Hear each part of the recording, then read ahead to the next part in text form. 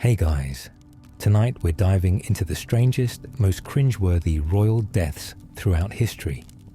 Picture it. You're wrapped up in your coziest blanket, fuzzy slippers on, maybe a sleepy dog nestled beside you. It's the kind of chill night where the only thing looming over you is the delightful anticipation of falling asleep. I know. You probably won't survive this. But don't worry. I'll be here to guide you through the absurdity, with just enough of a smile to warm even the coldest toes. Before you get too comfy, feel free to tap like or subscribe, but only if you're genuinely enjoying the calm around here. I mean, no one's checking your phone for likes at this hour, right?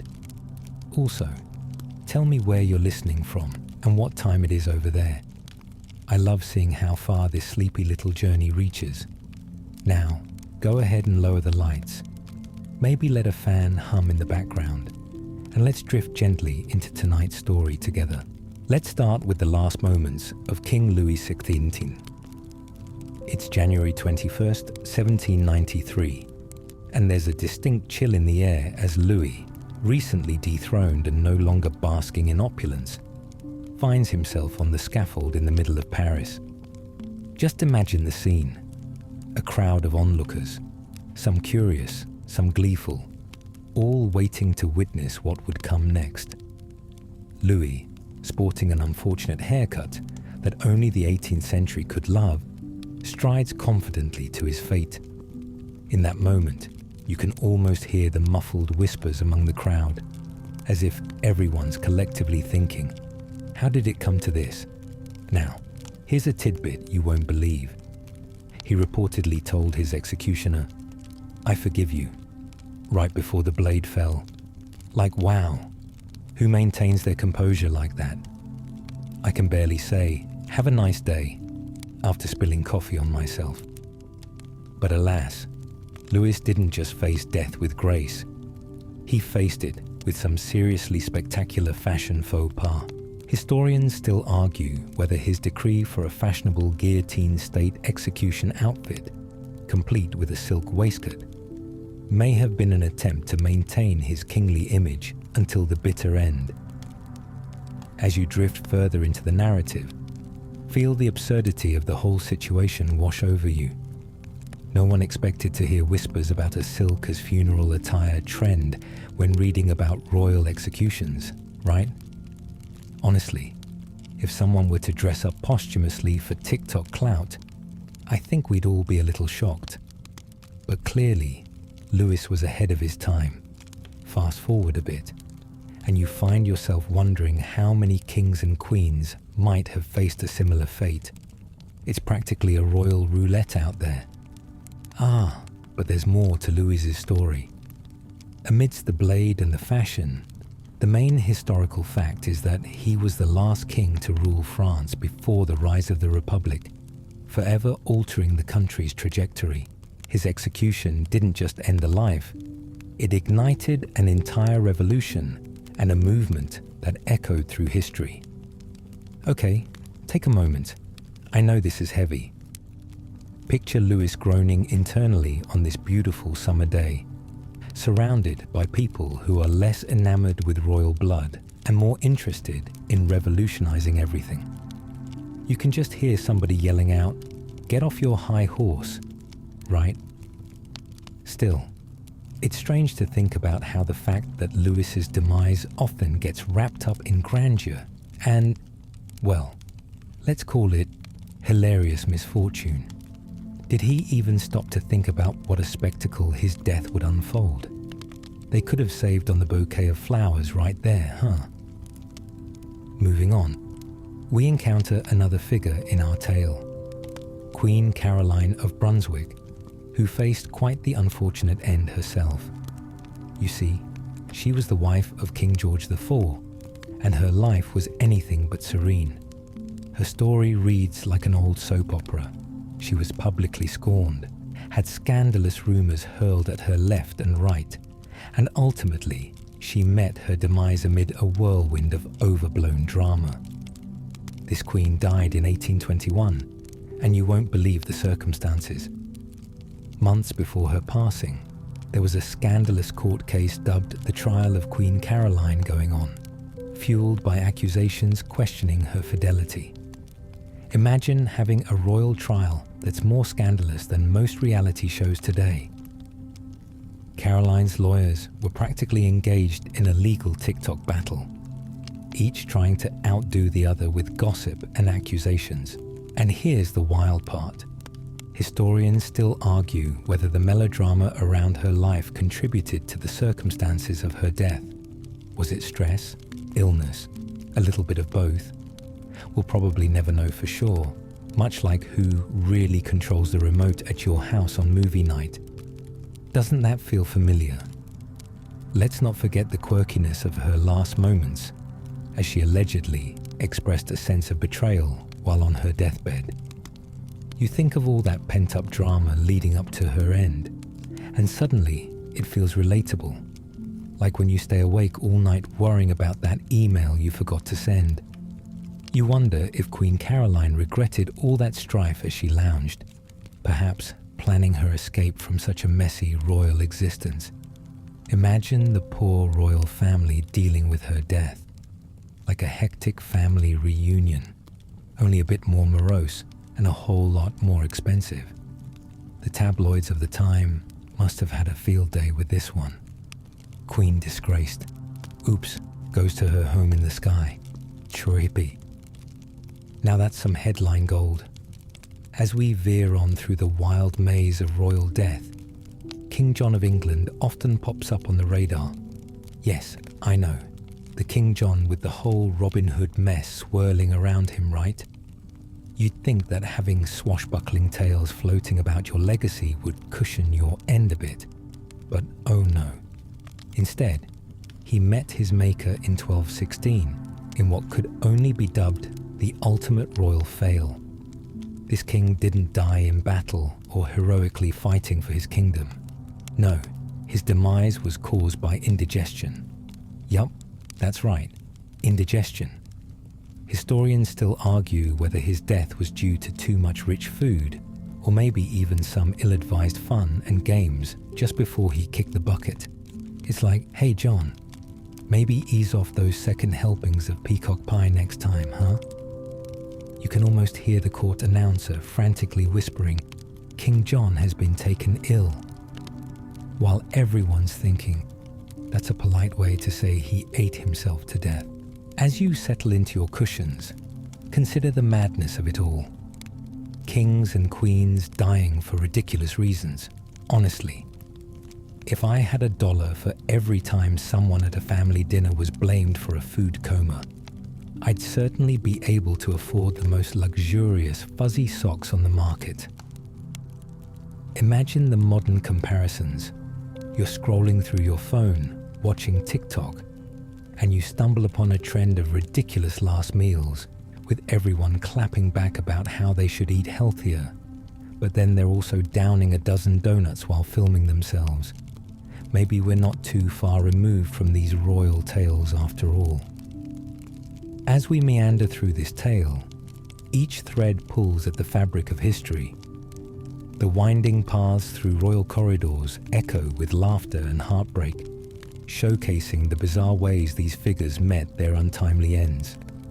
Each death a bizarre twist, not just in their stories, but in the grand narrative of what it means to hold power and how fragile life can really be. So snug up a little tighter. We've got plenty more tragic yet comical deaths ahead, and like any good bedtime story, it only gets crazier from here. As you snuggle deeper under your blanket, perhaps drumming your fingers absent-mindedly on your sleepy dog's fur, let's drift into the life of Empress Matilda.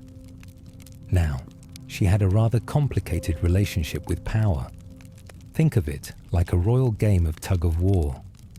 Born in 1102, she was supposed to be the first Queen Regnant of England, but her story is filled with twists that'd make any soap opera look like child's play. Her claim to the throne started when her father, King Henry VI, declared her his heir. However, the moment Henry passed, chaos reigned. Can you imagine a royal sibling rivalry? That's what we got with Matilda and her cousin Stephen, who promptly decided he didn't want a lady in charge. Historians still argue whether Matilda had a legitimate claim to the throne, or if she was merely caught up in the course of events that led to what we now call the anarchy period. Sounds dramatic, doesn't it? Now, let's get to the juicy part, the way she died.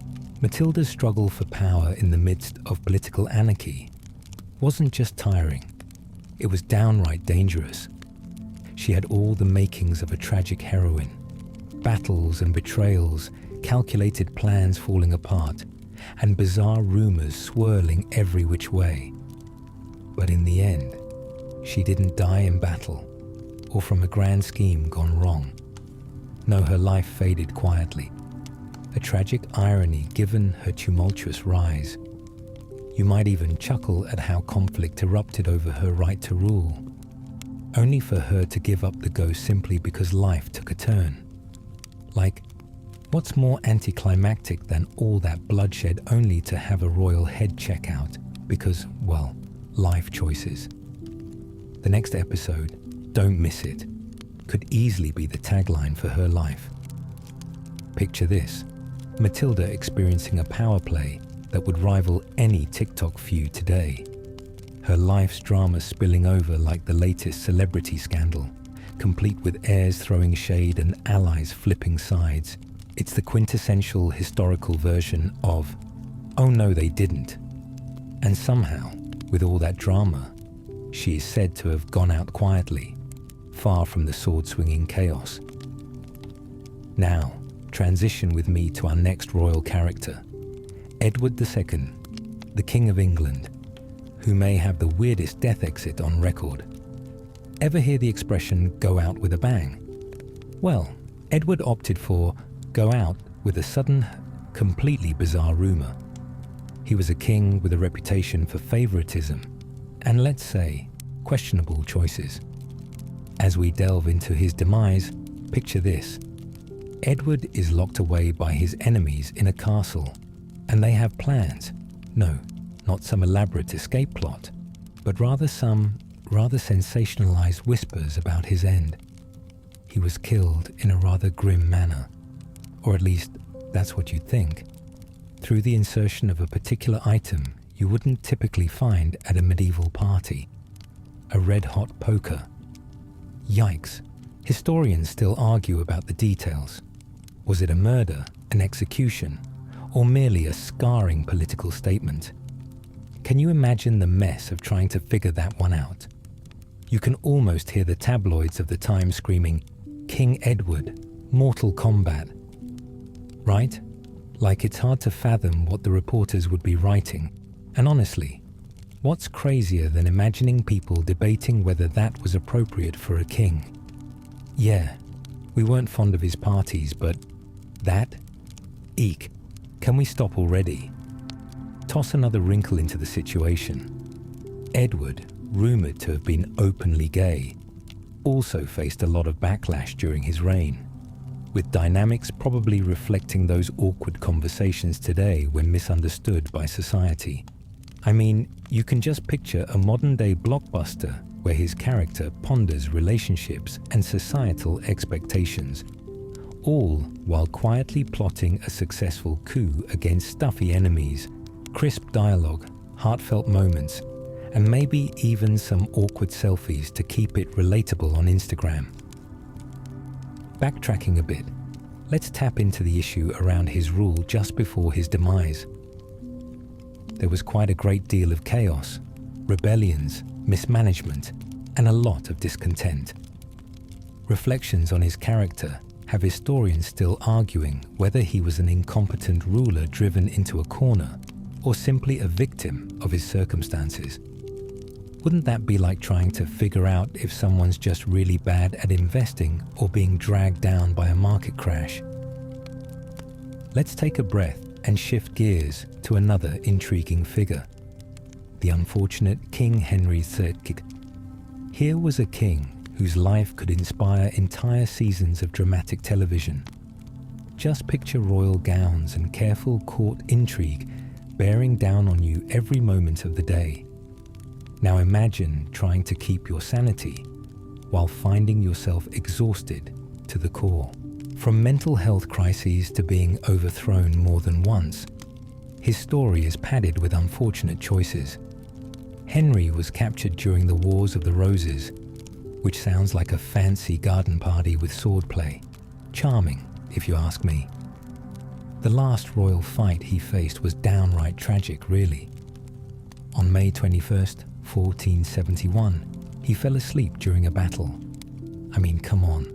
Falling asleep while your kingdom pulls apart like a bad relationship. It really fits the bill for an I can't even moment, doesn't it? Historians still debate whether it was pure exhaustion, poor strategy, or even luck that sealed his fate of, well, just dozing off at the worst possible moment. Can you just imagine a collective gasp in the audience? Did he really just fall asleep? Or is this some kind of prank? It mirrors those moments you probably experienced when you were trying to stay awake during a boring lecture or endlessly scrolling on your phone late at night. The struggle is absolutely real. Henry's character didn't just sleep through defeat. It stands as a symbol of how even the mightiest can fall victim to the ordinary, like someone dozing off in a meeting they didn't really want to attend. Picture his advisors exchanging awkward glances as reality sunk in. So, this is how the once mighty fall. But let's not be too hard on him. It happens to the best of us at some point or another. Between the bizarre deaths of Louis, Caroline, Matilda, Edward, and Henry, we've certainly exposed some royal pitfalls. Each scene, though tragic and perverse, showcases how life can change in a heartbeat, snatching personalities while leaving the history around them forever tangled. There's something deeply human in their absurdity. Royalty or not, we each have our failings, whether it be a forgotten snack leading to a food coma, or a quietly heroic act being overshadowed by sheer exhaustion. Just as our cozy journey treads lightly through royal corridors, the stories grow richer and the deaths even more unexpected. So, settle in and don't let the weight of history press too hard on you. There are more wild tales waiting to be uncovered. Keep that blanket wrapped tight. There's laughter, scandal, and bizarre endings ahead. As you sink deeper into your blanket cocoon, feeling the gentle rise and fall of your sleepy dog beside you, let's wander through the next chapter of our cozy royal death saga. Here, we find ourselves face to face with Tsar Nicholas II of Russia, an individual whose end mirrors a tragic epic with enough drama to fill an entire Netflix series. Picture the haunting aura of the Romanov dynasty, known for its opulent palaces and gripping tales, crumbling down like a house of cards. It's like watching a reality show where the stakes aren't just money or fame, but literally life and death. On July 17, 1918, Nicholas and his family faced a fate that surely sent shivers down the spines of revolutionaries everywhere. After being overthrown during the Russian Revolution, he was moved to Ekaterinburg, where, in a twist worthy of any gripping plot twist, he and his family were executed by Bolsheviks. The tension must have been palpable, like an overly dramatic scene in a flickering candlelight. Historians still argue whether the Bolsheviks had no other options, or if they simply wanted to eliminate any chance of royal resurrection. Like, seriously, can you imagine the royal comeback reality show? There's such a rich sadness to this moment, with Nicholas noted for his mild demeanor, as if he was simply caught in a wild storm of destiny, rather like that one friend who says they'll just have one drink before falling into an epic bender. You can hear the whispers among revolutionaries. What are we doing here? Do we really have to go through with this? As tensions mounted like an uncomfortable family dinner, where nobody quite knows what to say next. But it doesn't end there. As the story unfolds, it gets even weirder. Legend has it that the execution didn't go as smoothly as one might expect. It is often told that the soldiers struggled with their task, no doubt feeling the weight of history on their shoulders. Plans might have been meticulously laid out beforehand, but the nerves fluttered. Can you imagine fumbling over a script to perform an ancient royal death? Honestly, just give them a trophy for surviving their own execution scene. It's like watching an actor forget their lines during the cloud of dramatic tension. To add another layer to this already mind-boggling narrative, there's that infamous mystery surrounding the fate of Nicholas's remains, which were ultimately hidden away for years. Historians still debate the details surrounding the burial, pondering, did revolutionary forces try to stage a cover-up, or was there a deeper game afoot? It's honestly like piecing together the latest gossip around town. Did they really pull it together for a final dramatic exit? Or did they just bungle another royal ending? Now, let's shift gears yet again. Landing in the turbulent waters of Queen Anne, last of the Stuarts, doesn't just toss you into the realm of revenge tragedies. She ended up leaving behind a puzzled legacy, filled with intrigue that continues to baffle historians today. The year was 1714 when she died, marking the end of her 12-year reign. Unlike many of her royal predecessors, one might conjecture that her ultimate demise followed a less intense script, not through drama, but from a convoluted series of health issues and possible familial disputes. Did she die tormented by her tumultuous rulership, or burdened by the loss of her children, better known as the tragedy of a mother's heart? Children do add a wild level of complexity to your story. Can you hear the arguments swirling around her deathbed, like some royal reality show gone awry? Historians still argue about the underlying reasons for her demise, confronting whispers of illnesses and health complications versus the heavy emotional weight she carried. It's almost as if they were trying to decipher whether physical ailments or the unpredictability of royal burdens did her in first. Might I point out the rather bizarre fact that she was known for massive weight fluctuations? Picture a royal figure whose body transformed as frequently as the filters we use on Instagram. One day striking poses in a stunning gown, the next looking like she just spent an entire month binging on pastries while wrapped in her favorite blanket. Can you just imagine the pressure of making appearances when dealing with royal expectations? The comparison is uncanny, isn't it?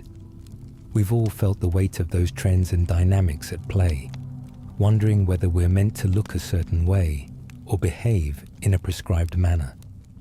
Anne's tale is a reminder that, for all the pomp and circumstance, she was just a person navigating tumultuous waters, much like you, shrugging on a pair of cozy fuzzy socks, trying to avoid stepping on that last bit of Lego lurking beneath the couch. Drifting back into history, we find ourselves contemplating the humorous aspect of her death. Her tragic mystery leads us to a line of successes that I'm tempted to classify as some of the most awkward royal auditions ever. Can you imagine? Next up, we have the heirs rehearsing for their grand entrance. We solemnly swear to not make a huge mess of this. It's all a bit more whimsical when you think of how charming the idea of royal auditions would be. Now, as we weave through the ever-evolving narratives, let's meet our next character, the troubled King Charles I of England, a king whose end had its fair share of bizarre twists. You step into the world of 1649, where Charles found himself on trial, accused of treason against the very people he ruled. Talk about an elaborate plot twist, right? It's like being called for an awkward family meeting only to find out they've decided you're the family's biggest villain. Historians still debate whether Charles truly believed he was above the law, or simply miscalculated the loyalty of his subjects, ultimately leading to his demise. On a chillier winter day, with clouds looming ominously, Charles walked confidently toward his execution. He held a strange strength in his demeanor, like when you realize it's the last slice of cake and you lean forward with determination. To make matters even more absurd, just before the end, he maintained that he stood for divine right. That's right, he went down with his values, all while the crowds looked on with a mix of horror and disbelief. What a bizarre spectacle. Charles, or perhaps the first king in ages to deliver a speech before his grand exit, could have given a TED talk while balancing a cake on his head. But the kicker is this. After his execution, the spectacle didn't stop there. His head was actually displayed on a pike as a symbol of the government's disdain toward monarchy. Historians debate whether Charles I and facing death had any immediate influence on the future monarchy, or if it simply made things messier in the long run. How a man could go from ruling a nation to being a gruesome decoration takes some serious storytelling chops. And yet here we sit, chuckling as history unfolds. Oh, but there's more. As you sip your last gulp of cozy night tea, prepare for the curious fate of Queen Isabella. What would a story be without a sprinkling of mystery and unexpected turns?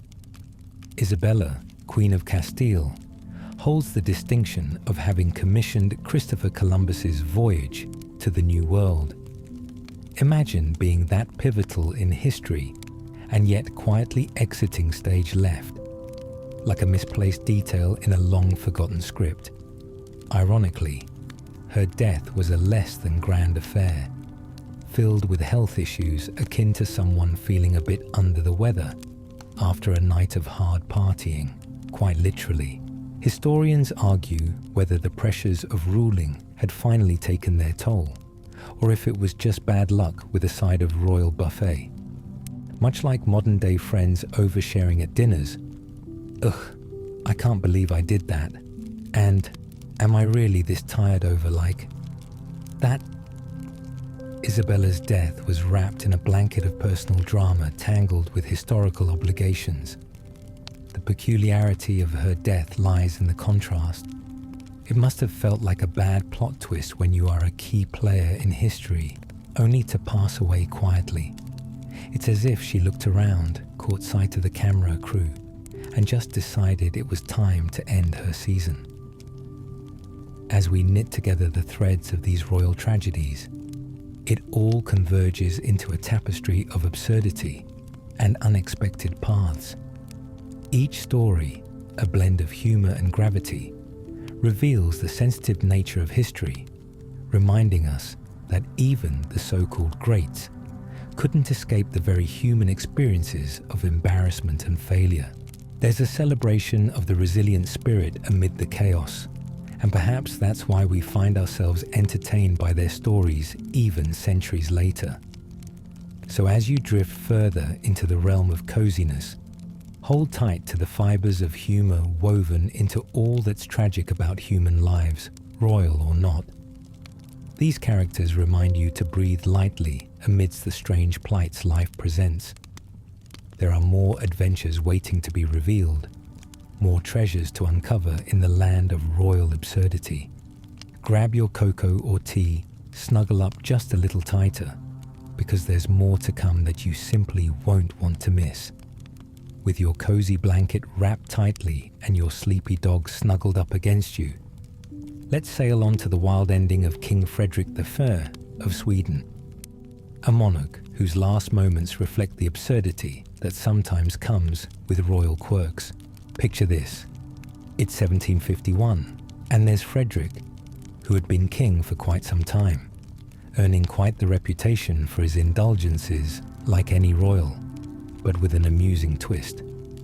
He was known for his penchant for extravagant banquets and lavish feasts, almost as if he thought that food itself was a legit reason to gain power.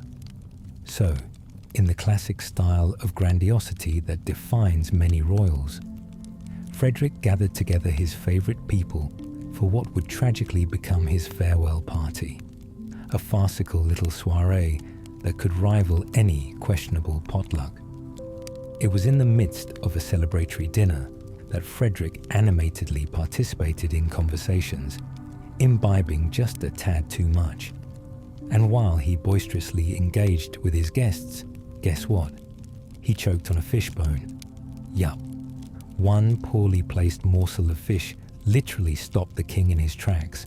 The guests, likely frozen in disbelief, were caught between horror and possibly awkward giggles. You know, like when someone sneezes during a silent moment at the dinner table. Historians still argue over the details. Did he choke due to taking too big of a bite while trying to impress his guests? Or was it just the gluttonous culmination of years of indulging in the royal buffet? I mean, how do you even script a scene like that? King Frederick, the ill-fated fish feast. That could certainly be a Netflix special worth binge-watching. Just imagine that dinner atmosphere. Something quite theatrical about royalty choking on food. It's like a Shakespearean comedy gone wildly wrong, where the audience laughs and gasps at the predictably unexpected. The opulence of the royal table must have stood in stark contrast to the chaos unfolding right there. A grand joke of fate playing out in front of loyal subjects. Can you picture the awkward interactions as everyone tried to decide, should we call for medical help? Or do we just act like it's all part of the show?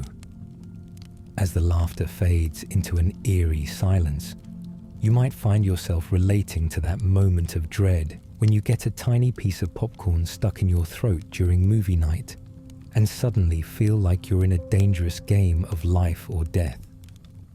Frederick's death highlights how vulnerability can sneak up on even the highest of nobility, leaving us all feeling just a tad more human.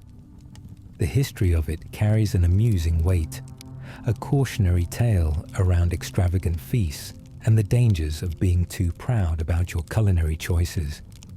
Bringing it back to the concept of modern life, one could say that Frederick's end plays out much like those viral food challenge videos online, where inevitably someone's going to end up crispy, or in a moment of sheer panic, you find yourself chuckling, realizing the age-old trajectory of overindulgence leading to the silly mess that can quickly spin out of control. Now, let us saunter into the unfortunate fate of another monarch, Mary, Queen of Scots. She was born to rule, but found herself in the grip of heartbreak and political tumult, similar to a well-crafted TV drama. Mary's life was dictated by power struggles, betrayals, and truly scandalous relationships. Everything you'd want in an intriguing series. Her tragic arc culminated when she was imprisoned for conspiracy and was ultimately executed in 1587. Talk about a queen caught in a web, huh? Just when you think she might seize a triumphant ending, a series of misfortunes leads her straight to the execution block. Historians still argue whether her actions constituted genuine treason or whether she was merely a pawn in a larger game, a victim of circumstance. As she faced her fate, Mary reportedly wore a bright red dress, a symbolic defiance that could have served as her rallying cry. Can you picture her striding toward the grim end, akin to an actor with a sparkled cape, prepared to steal the show even in demise? Now here's a twist. Mary was originally granted permission to attend her own execution, but as you can likely guess from the twists of history, she ended up dramatically collapsing into a pseudo-tragic tableau, something like a Shakespeare play gone awry. You can almost see the guards fumbling about. Did she just faint? Should we check on her? There's a scene right out of a comedy of errors, isn't it? Historians somewhat debate whether they should have hustled her along to be done with it, or instead, given her the grace she so obviously craved. Like trying to decide if you allow for one more episode of your favorite show, when bedtime looms ever closer. Mary's fatal charade was, by all accounts, the stuff of legend, making it feel all the more surreal as she navigated the absurd moments leading to her death. Can you imagine her quiet reflection in those last moments? Well, this turned out differently than I expected. It's like an unexpected twist at the end of a novel leaves you shaking your head. How did it come to this when there were so many paths possible? With the stage set, we drift back into the tragic fate surrounding King Charles I. Once more, it seems appropriate to step back into the limelight, where he famously declared that he'd rather die than compromise his principles. Oh dear King Charles, whose estrangement from both politics and family resulted in a premature end steeped in royal melodrama. His well-documented trial bears the scars of moral conflict. What he believed to be shall reflect vastly different perspectives on his inevitable execution. Witnessing the rise and fall through the lens of history's gaze evokes admiration as much as confusion. How could someone wield so much power, yet be rendered helpless by a series of political disarray? Yet, in the thick of it, Charles still found moments of profound dignity, leading to heady inquiries into whether dignity still exists beyond the blades of fate. As we reach back into the 17th century, we see echoes of modern complexities in his story, the balance of power, the audacity of ideology, and the nature of legacy. Historians argue amidst modern turmoil to reflect whether his choices have left legacies we live out in various forms today. The answers blurred into stories told through the ages with each crossing of paths, even leading to tales we've heard today. Sometimes, as the night air grows heavier with contemplation, you unwind in the shadows of history, the royal aspirations against the backdrop of humanity that, in essence, weave together the destinies of the figures we read about and reflect on today. King Charles's final moments artfully demonstrate the fragility of human nature interlaced with the weight of legacy, even where those left behind might question decisions made on uncertain soil. This cozy tell-all warms under the glow of candle-lit snapshots, leading us through the winding labyrinths of royal tragedy. And here we are, winding down once more on this adventurous tapestry, as evening falls around us, a story sharing the richness of human experience that carries through ages, reminding us all of the dance between power, pride, and the inevitable humility in life itself. With every chuckle and moral at play, let's prepare for more curious characters, with their quirky endings and absurd moments that will lead us deeper into the heart of royal history. So pour another sip of your cozy drink, wrap that blanket closer, and let's continue our journey through the bizarre and whimsical tapestry of royal dismay, feeling the warmth of your cozy blanket enveloping you, with your sleepy dog nestled comfortably by your side. Let's turn our attention to the unfortunate demise of another intriguing figure, King Afonso III of Portugal. Take a moment to picture him, a king whose reign began in the early 16th century, known for his turbulent time managing the blossoming empire. Amidst the grandeur of discovery and conquest, Afonso's story twists through a series of royal escapades that would make anyone raise an eyebrow. Now, to call Afonso's death embarrassing might just be an understatement. In December 1540, as he was preparing for an important ceremony, he suffered a rather untimely demise. He simply collapsed out of the blue. Historians are still in a bit of a tizzy about the specifics. Was it a heart attack, a stroke, or, as some more scandalous theories suggest, a bout of food poisoning from one too many holiday pastries? Curiously enough, it is amusing to imagine a grand king, accustomed to everything fine and lavish, being felled by something as simple as a brick of Portuguese cheese or a particularly rich egg tart. I mean, let's be real. Who hasn't overdone it at a family gathering, right? King Afonso's story seems to echo through the ages, carrying with it that relatable hint of too much of a good thing. And here we are. Just imagine the scene. 1 minute, he's donning his ornate robe, adjusting his golden crown, and before you know it, he's down for the count, without so much as a dramatic farewell. It's the kind of narrative that'd make for some weirdly compelling reality TV. King faints mid-ceremony. Results are shocking. It's almost comically tragic. A bit like those awkward moments on live TV when something goes wrong. Add a sprinkle of irony to Afonso's story as we transition to the conversations historians still have about his legacy. Was his death a powerful warning about the dangers of indulgence in a royal life? Or was it merely a symptom of the consistently dangerous tension in his country? Oh, the endless debates that could unfold like a game of chess. Who would emerge victorious in their assessments of kings and their culinary adventures? But enough pondering Afonso's fate. Let's slip our way into another enthralling tale. The dismal conclusion of Queen Anne of Great Britain. She ruled in a time when the political centre of Europe was shifting, and life could be just as dramatic as an over-the-top soap opera filled with rivalry and unease. And, after nearly 12 years on the throne, in August 1714, Anne's health continued to deteriorate until she met her ultimate fate. What's wild about Anne is not just her reign, but how she faced her impending demise. Historians still debate whether her death was hastened by an overwhelming emotional burden from her failed offspring, of which she had many, most of them tragically dying in infancy.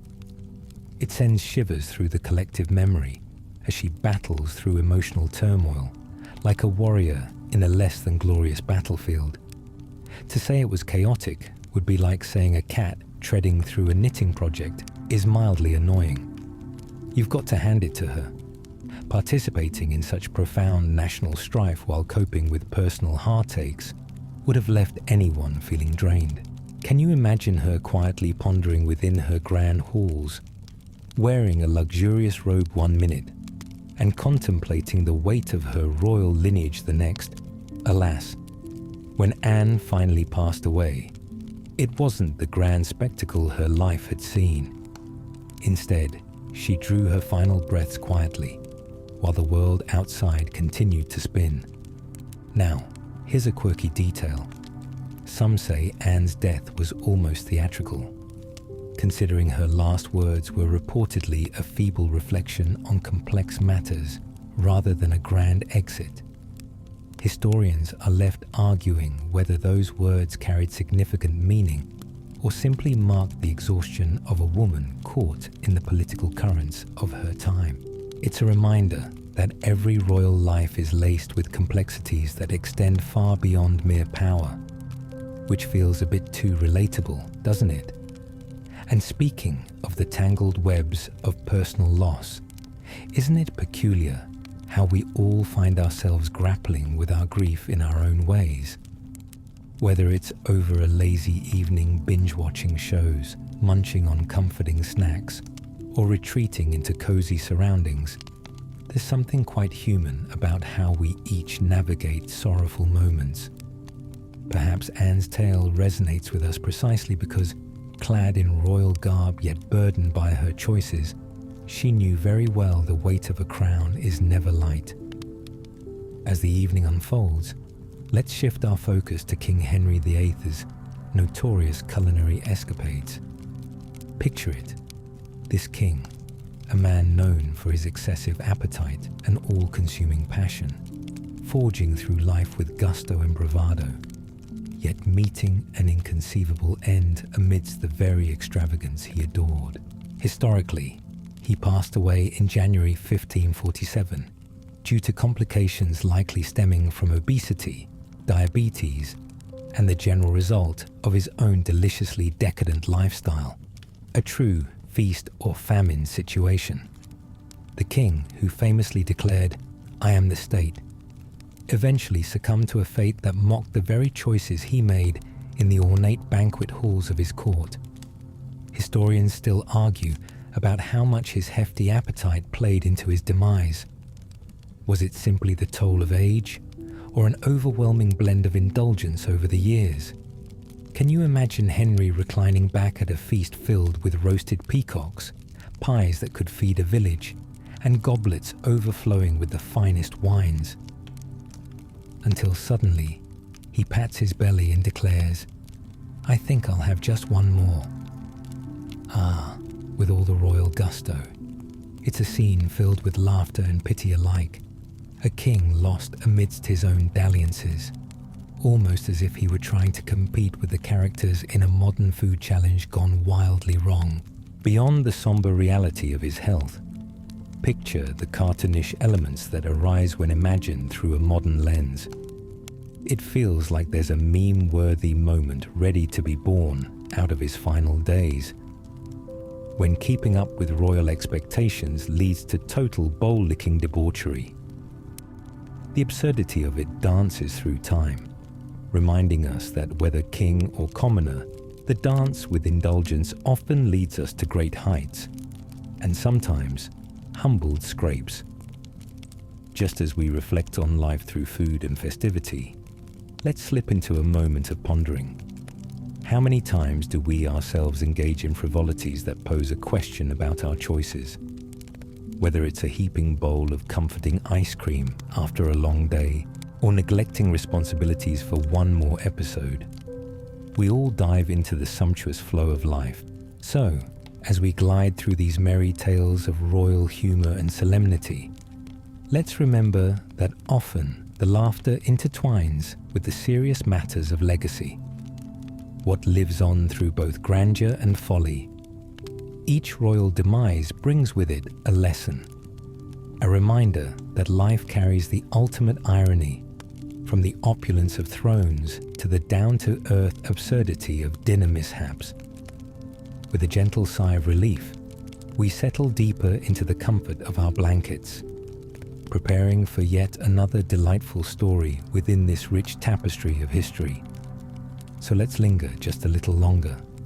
More peculiar tales still await us, beckoning in softly whispered invitations. Ready to embrace our next chapter together? Let the storytelling continue. As you nestle deeper into your cozy cocoon of blankets, your sleepy dog nestling ever closer, let's travel to the world of Empress Elizabeth of Austria, often referred to as Sisi.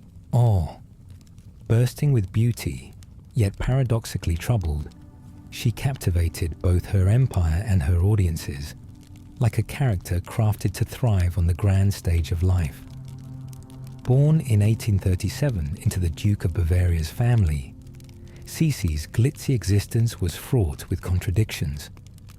One minute she's sparkling in elegant ball gowns, and the next, you can almost feel the pall of melancholy as she grapples with the burdens of royal expectations. Now, here's the twist in her tale. Elizabeth led an astonishing life marked by both grace and tragedy. Her fate, however, took an incredibly bizarre turn in 1898, when she fell victim to an assassin's knife during a stroll in Switzerland. The irony of someone so glamorous and adored facing a brutal end is like something straight out of a dramatic thriller. The contrast is palpable. Historians still argue over the depth of her emotional struggles and how they may have influenced her death. Did her constant battles with public life and personal dissatisfaction summon the spectre of assassination in some twisted way? Can you picture the shock and disbelief swirling through the air? Wait, the Empress was attacked while walking? It's hard to fathom how someone who captivated countless hearts could be so vulnerable. It's almost as if Sisi were accompanied by a cloud of drama, navigating through life with every step echoing the weight of expectation. Not to mention, imagining the chaos in the aftermath. You can hear those modern-day headlines shouting, "Royal heartthrob slashed in public. What went wrong?"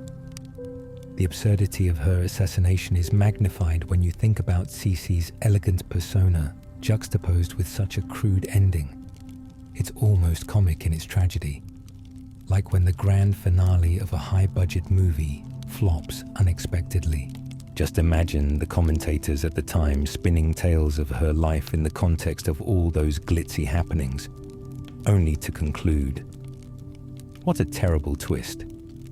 Even in her last moments, Cece embodied the core of tragedy.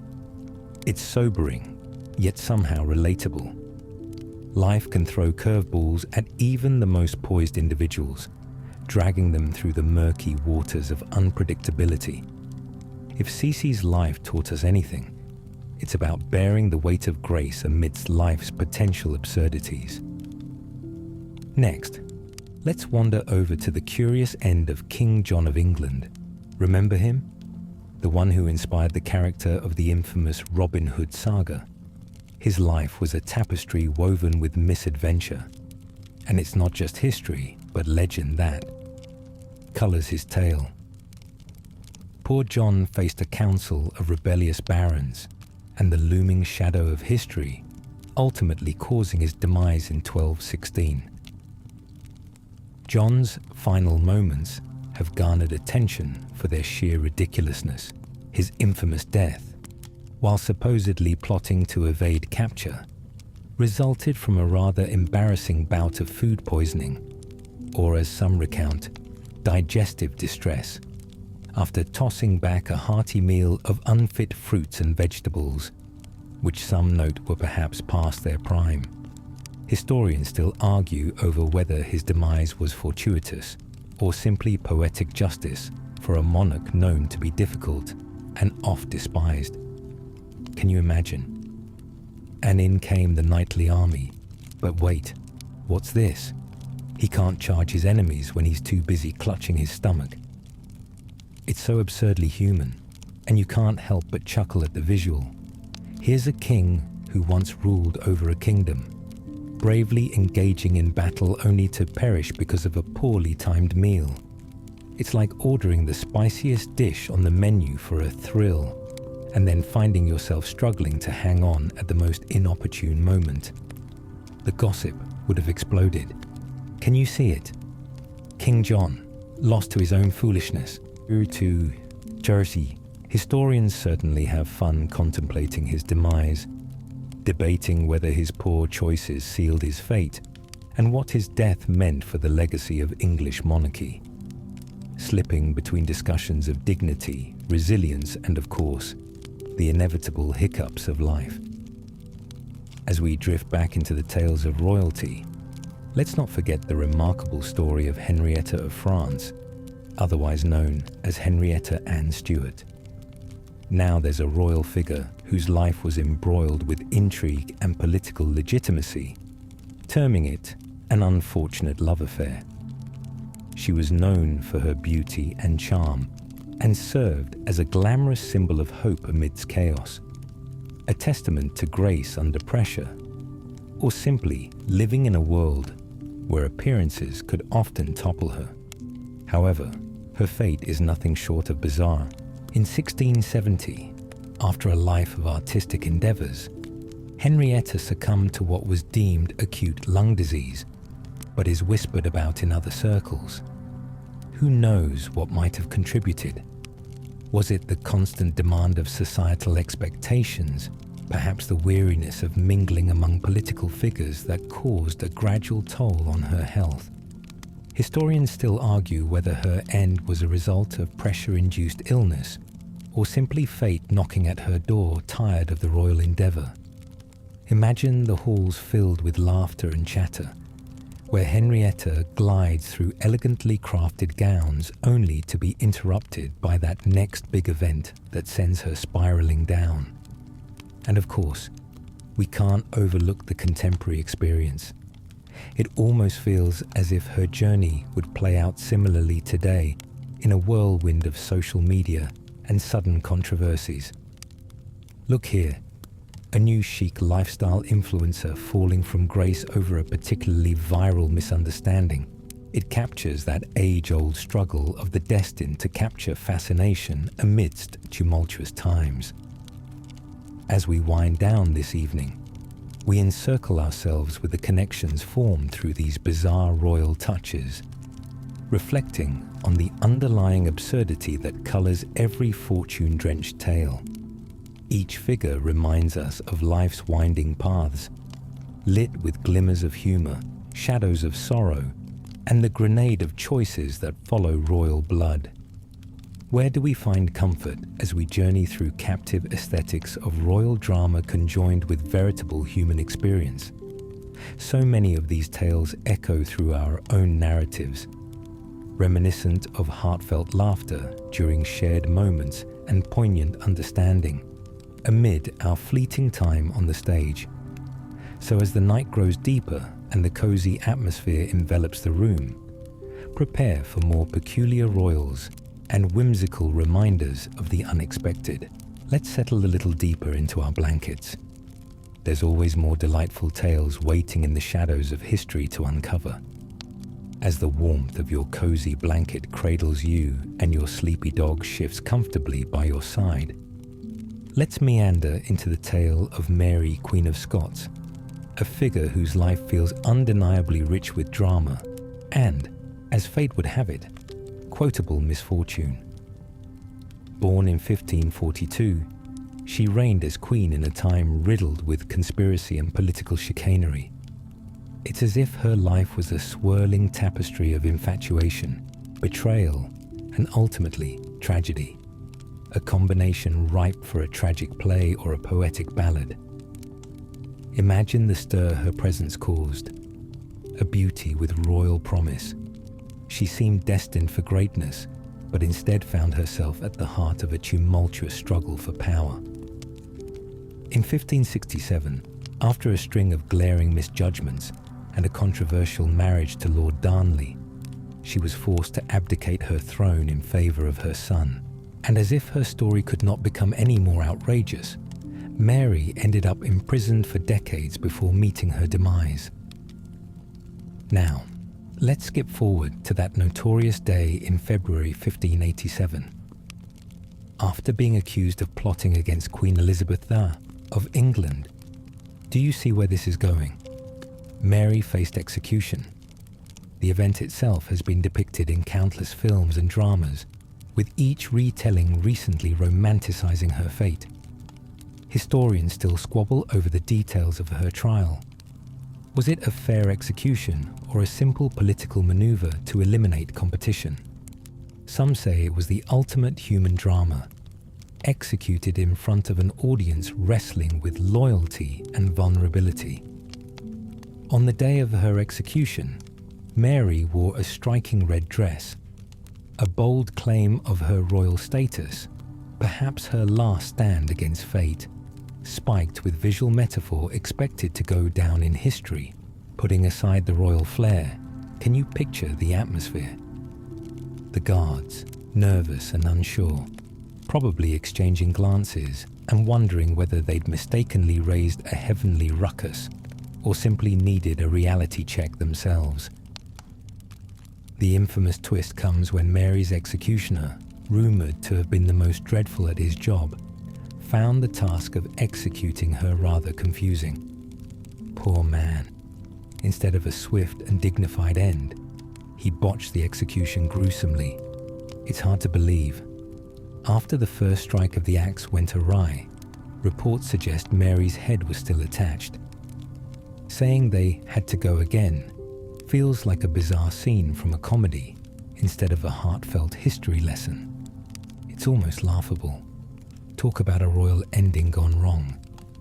You can almost visualize the interjections from the audience surrounding the event. Did he just miss? Is this for real? Historians still debate how much added weight this embarrassing blunder brings to Mary's already warped legacy. Was it a deliberate misstep? or simply the result of a well-intentioned, albeit clumsy, executioner? The absurdity mirrors the chaos of life today, doesn't it? One moment, everything seems to hang in the balance. Take a misstep or two, and you might find yourself serving up bloopers in your own daily dramas.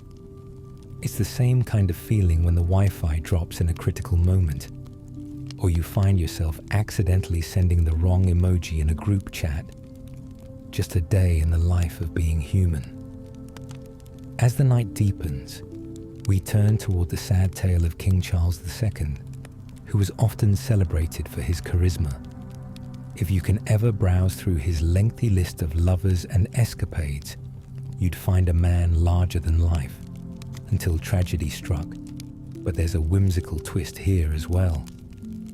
Charles never had the chance to truly settle down.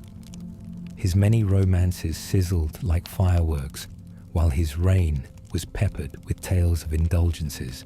Ultimately, though, he succumbed to a puzzling death, which many claim stemmed from a lifetime of excess, eating rich foods and keeping late nights, certainly marrying his fate with indulgence that brought about defeat. Historians still argue over the precise circumstances of his death. Was it an illness brought on by his royal lifestyle? Or did he secretly suffer from some underlying condition exacerbated by years of hearty meals? It's like following a plot twist through an elaborate string of royal dinners, followed by tragic endings. Can we just pause and appreciate how Charles's hectic life resembles that of a modern influencer's? Picture him trying to navigate royal responsibilities while living lavishly, perhaps thinking, how many late-night show face palms can I endure? The parallels draw you in like delightful art in a gallery, inviting closer examination. In life as in history, isn't it maddeningly absurd how we can be shining examples one moment and flub terribly the next?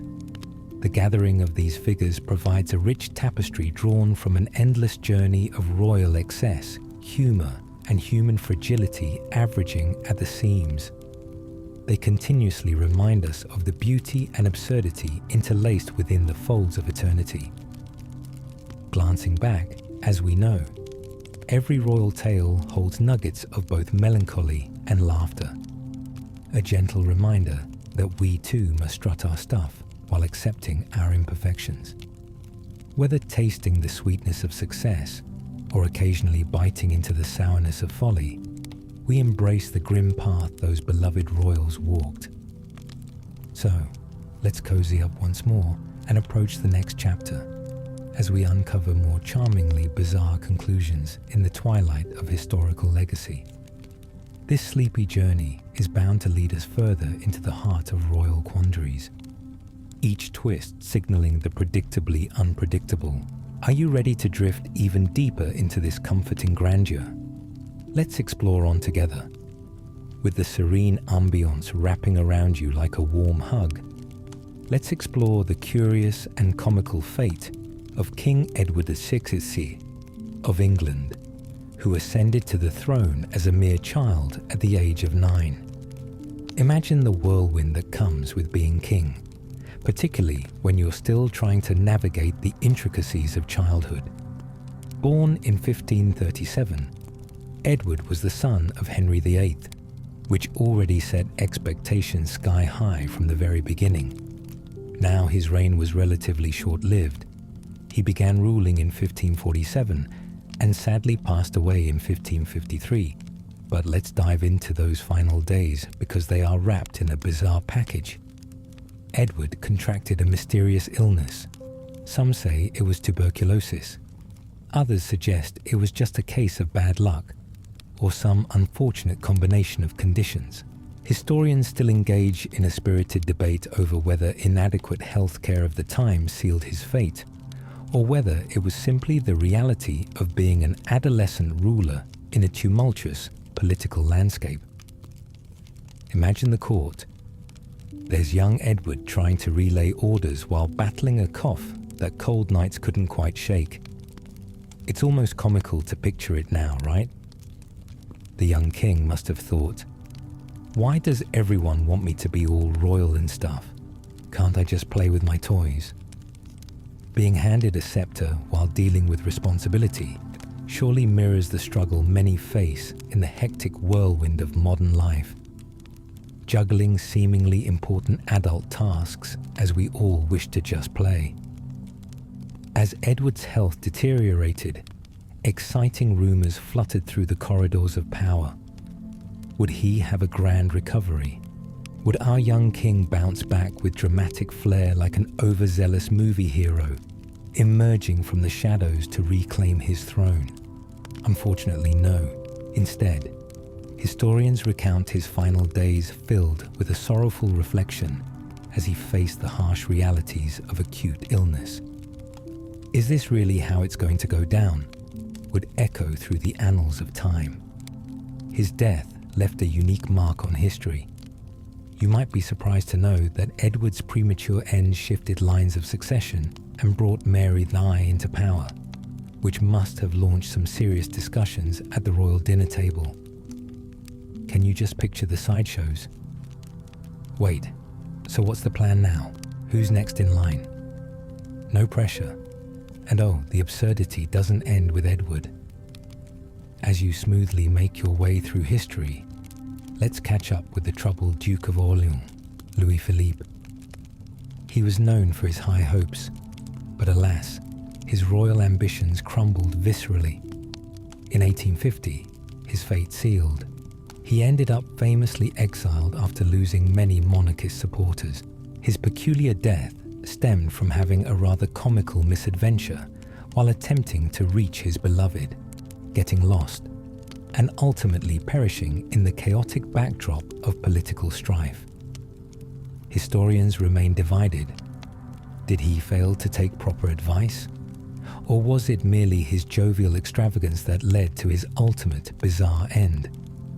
Quite feasibly, it seems the Duke's legacy took the form of him being that history buff, the one who ends their story by fumbling through excessive snacks at a party, drawing laughs and eye rolls. But Louis Philippe added spice with a tangible royal touch. Yet it isn't just political drama that forms the foundations of our royal stories. Head to the Kingdom of Scotland, and we unfurl the eccentric tale of King James IV. This man had an appetite not just for power, but for adventure. James IV, who ruled until he met a rather unfortunate end in 1513, should remind us all of the importance of knowing when to say no to a scheme. While seeking glory in the midst of battle, he marched into the Battle of Flodden Field, puffed up and ready for victory, but met the chilling end of a spear instead. The historians still debate whether he marched bravely or foolishly into battle without proper resources, the usual easy decision weighing on his shoulders. I mean, have you ever walked into a room and regretted it immediately? Picture James IV in the throes of battle thinking, "Why didn't I just stay home today?" The absurd irony that carries through this story is amplified when we think of the sheer majestic fashion of royal armor being crushed under pressure. It's like ensuring your outfit is fit for a red carpet event and then getting caught in the rain. It just shouldn't happen. This notion laughs in the face of history as we shift from noble beginnings to absurd endings. Through all of this, we find ourselves tethered to the heartbeat of history, each royal tale inching closer to a universal story filled with humor, drama, and relatable folly. Royalty or not, we all stumble through our journeys, reminding us that sometimes we're the brave adventurers, and sometimes we're just trying to avoid stepping on Lego pieces. Now, as shadows of night settle deeper, let's touch upon the eccentricity of Queen Christina of Sweden. A woman ahead of her time, she broke conventions while residing in the royal palace, questioning norms which stirred enough waves to leave an impact on history. Could you imagine? A queen who had little interest in marriage, favoring wisdom and spirituality over matrimonial ties. What a twist! Her ultimate fate was painted with curiosity. After abdicating the throne in 1654, Christina fled to Rome, where she found herself amongst intellectuals and artists that mirrored her passions. Historians still ponder. Was abdication an act of futility, or was she owning her path in a world of expectations? Watching her walk freely through the art-filled corridors must have been sight with its own weight of absurdity. The mindset of a queen rejecting royal expectations while seeking knowledge and joy. As we trace through this tapestry, each character threads their story into the rich fabric of our royal quilt. How many times do we recognize in ourselves the urge to create, break from norms, or simply follow our hearts against the rigid expectations of our societies? Christina offers this glimmer of possibility, creating pathways for artists, thinkers, and dreamers, reminiscent of how you may push boundaries in contemporary life too, like wearing fuzzy socks to a fancy dinner. With history's peculiarities as our gentle guide, we drift into the shadows of night, embracing the paradoxes stretching through royal dilemmas. Each tale whispers of triumph and absurdity as we gather even more insights into the intricate tapestry of royalty, brought together by missteps and jumbled ambitions. So settle in again, dear friend. The next chapters of fate and folly await us. The warm whispers of royal absurdity are just ahead, ready to unearth their quirks and narrative gems. Let's roll right along together. Snuggling deeper into your blanket, feeling the comforting weight of your sleepy dog beside you. Let's wander into the odd world of the last Tsar of Russia, Tsar Nicholas II. Picture it, slumped on the throne in a grand palace, surrounded by splendor and pageantry, an empire in his hands, but with the chaos of a country bubbling beneath the surface. Nicholas II ruled from 1894 until the Russian Revolution in 1917, a period filled with turmoil, extravagant royal balls, and a brewing storm ready to explode. However, history took a sharp turn in the early 20th century, when discontent across Russia rose to a fever pitch. The widespread dissatisfaction with Nicholas's regime and his decisions culminated in his abdication in March 1917. You can almost hear the murmurs, "So this is how it ends for the last Tsar." This royal upheaval spiraled into what feels like the plot of a gripping novel, where everyone waits breathlessly for the final twist. After being exiled to Siberia, Nicholas and his family found themselves in a precarious predicament, a fate befitting a tragic hero in exile. The whispers surrounding their lives are filled with tension. Were the Tsar and his family truly in danger? Or was it merely a result of the chaos swirling in a country desperate for revolution? Historians still debate whether Nicholas's leadership brought about their ultimate demise. Who knew all it took was one ill-timed tea party to spark such overwhelming disarray? Then, in a terrifying twist reminiscent of a thriller story, Nicholas and his family faced their brutal end on July 17, 1918. They were executed by Bolshevik forces in a hidden basement, the grim scene echoing the grandiosity of a past empire that once stood tall. Can you imagine the irony? A Tsar, brought low by the very people he ruled over, holed up in a house like a tragic figure from a modern drama, trapped in the theatrics of fate. Now, here's the truly bizarre part. After the execution, there was a flurry of confusion over what exactly happened to Nicholas's remains. Rumors spiraled, with tales of hidden bodies and vaults cracked open, not unlike old ghost stories told around a campfire. Historians still argue over what happened to the bodies. Did they remain unaccounted for, or were they buried in secret?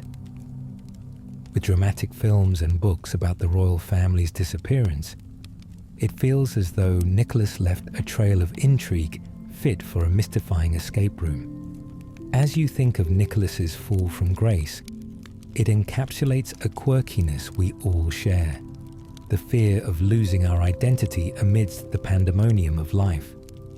There's so much energy and unfortunate hilarity in how he faced an injustice.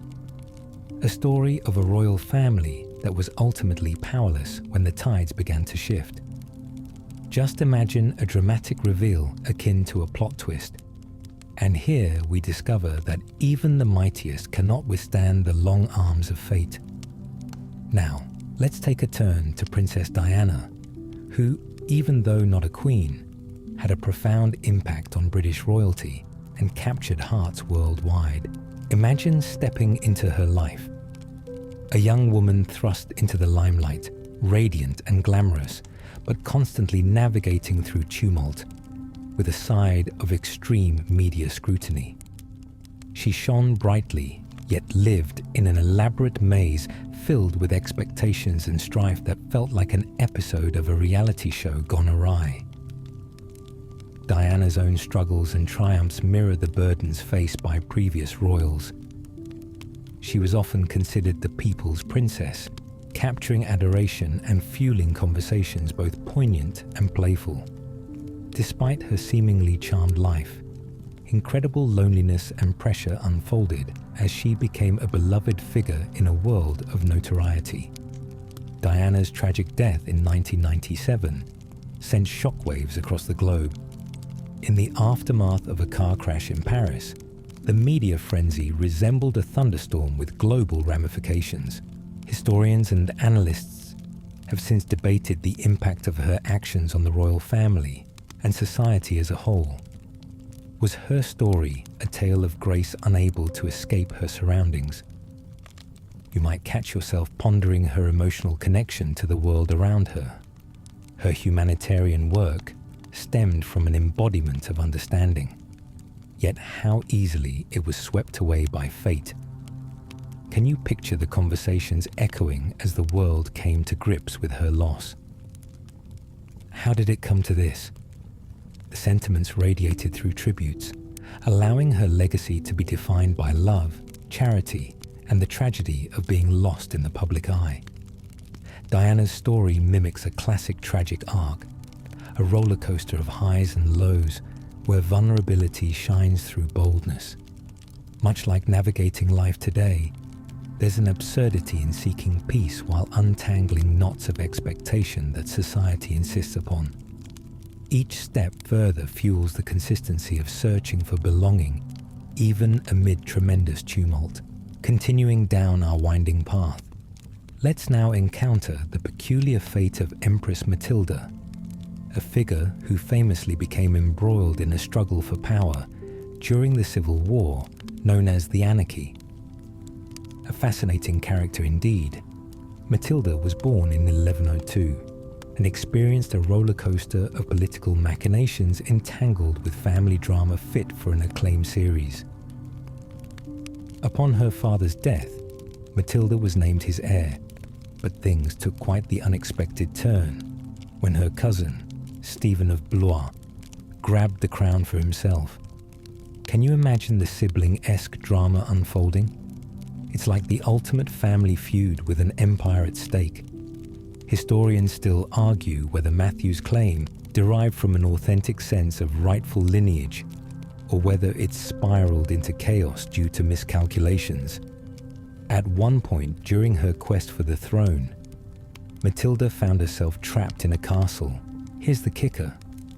While she attempted to escape, she donned disguise to evade capture, leading to an ill-fated brainchild escape plan worthy of a sitcom.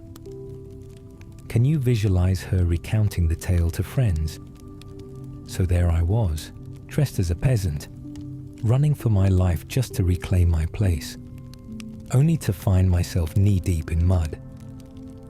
The shenanigans surrounding her eventual ascension seem almost comical, as if she were living out a theatrical performance, filled with heightened stakes and absurd circumstances. It feels endearing to think of Matilda, who, despite the heavy burden of her lineage and expectation, battled through the mud as the storm raged on. Was the humour a reflection of her resilience? Many historians prize her determination amidst the ridiculousness of royal life. As we continue to unravel these curious stories, notice how every character we've met does not just fit into the tapestry of history. They're also woven tightly with the threads of our shared humanity. Each royal ending offers a glimpse into life itself, a dance of indulgent struggle, capturing the whimsical and tragic elements of what it means to navigate the improbable. Bathe in these reflections as dusk takes hold. Lean into the comfort of absorbing these treasures shared together. What have we learned from the tales of triumph, tragedy, and hilarity that mock the standards of imperfection in life? With these characters as our guide, we still journey forth, discovering more nobility wrapped in history and quirkiness. So ready yourself, dear friend, as we unearth even more delightful surprises during this peaceful exploration. As you cozy up further into your blanket, relishing the warmth radiating from your sleepy dog, let's meander into the offbeat tale of King Henry VI of England, whose story is woven with more quirks than a daytime soap opera. Born in 1421, he became king at a young age, but spent much of his reign caught in the chaotic crossfire of factional politics and war. Henry, bless his heart, was known for his inability to successfully navigate the intricacies of leadership. Picture him as a king who practically fell asleep at the wheel, with each passing year leading to a new set of calamities. We journey to June 4th, 1460, as we arrive at the Battle of Northampton, a key moment when the stakes soared for our unsuspecting king. Historians often point to Henry's notorious instability and vulnerability. Here, he inexplicably fell asleep in the heat of battle, ensuring that during a critical fight, he chalked up an epic royal fail right there in the thick of it. Honestly, it's almost like a modern-day meme just waiting to happen. When the battle starts, but you're in the middle of a serious power nap. Can you picture it? The noise, the clamour of weapons clashing, arrows flying, and then there's our dear Henry, peacefully dozing in the midst of it all. Politicians and strategists must have gathered to whisper, "What now? Was he really just out?" Some historians still argue whether his lethargy was a symptom of an underlying illness, as it was rumoured that his mental health began to shake during his reign, or whether he simply couldn't handle the pressure. How relatable. We've all felt that slumber creeping in during meetings or classroom lectures, haven't we?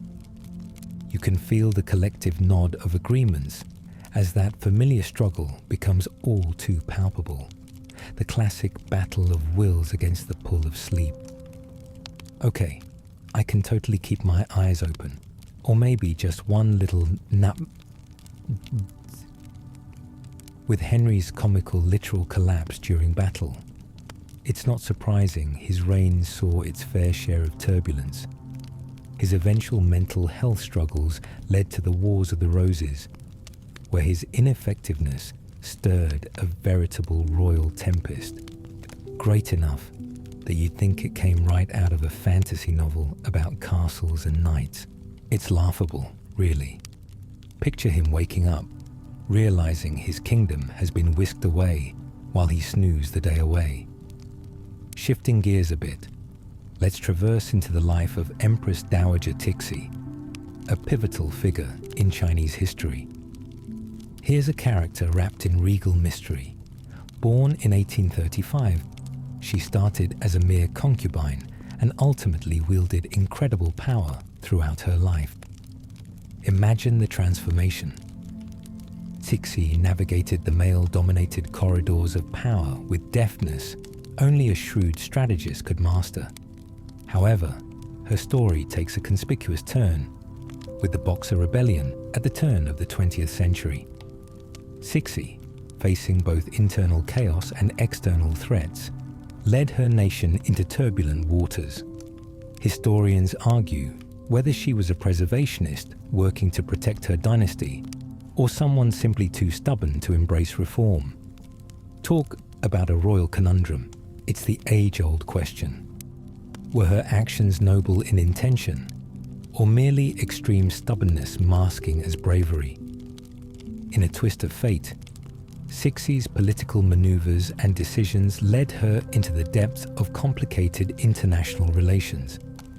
Imagine the pressure of saving an empire while also keeping family drama in check. You can almost hear her in her court pinching her temples. Can we not have another crisis today? As the dust settled around Cixi's decisions, her demise at the age of 73 brought forth discussions about how her legacy would be remembered. What could have been an incredible moment of triumph turned into a bunch of historians swirling in a fog, lifting just enough to reveal the complexities of her choices. How wonderfully messy, much like trying to bake a cake gone wrong, mixing too many ingredients and hoping for a perfect bake. Amidst these royal revelries, it would only be fitting to pause at the curious case of Princess Anne, daughter of King George II.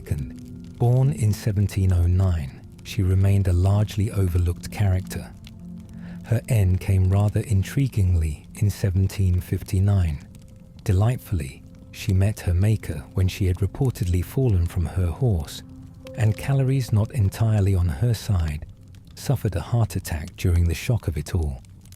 Can you picture the absurd sequence leading up to that?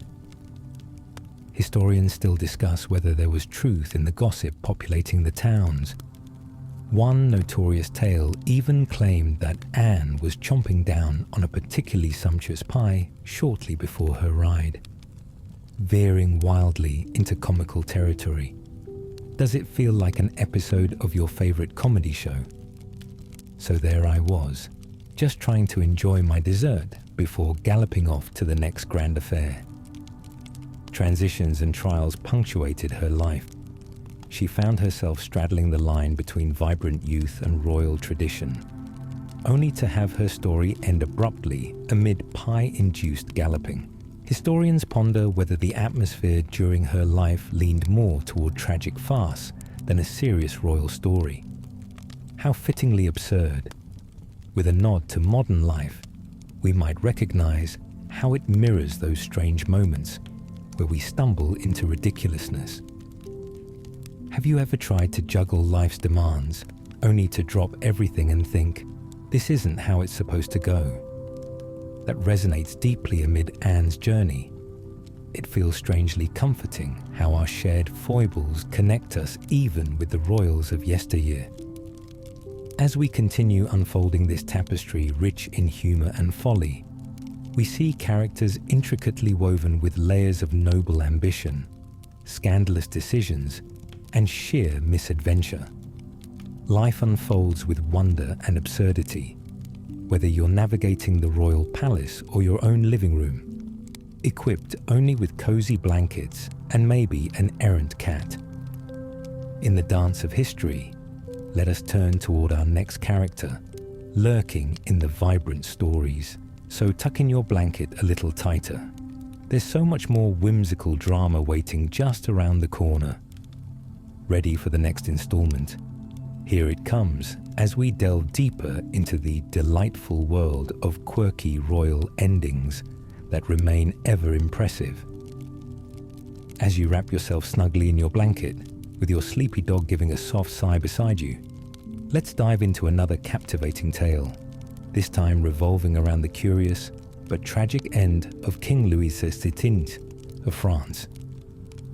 Born in 1754, Louis's life echoes through the corridors of history, filled with intrigue, excess, and ultimately a very public downfall that would leave anyone scratching their heads in disbelief.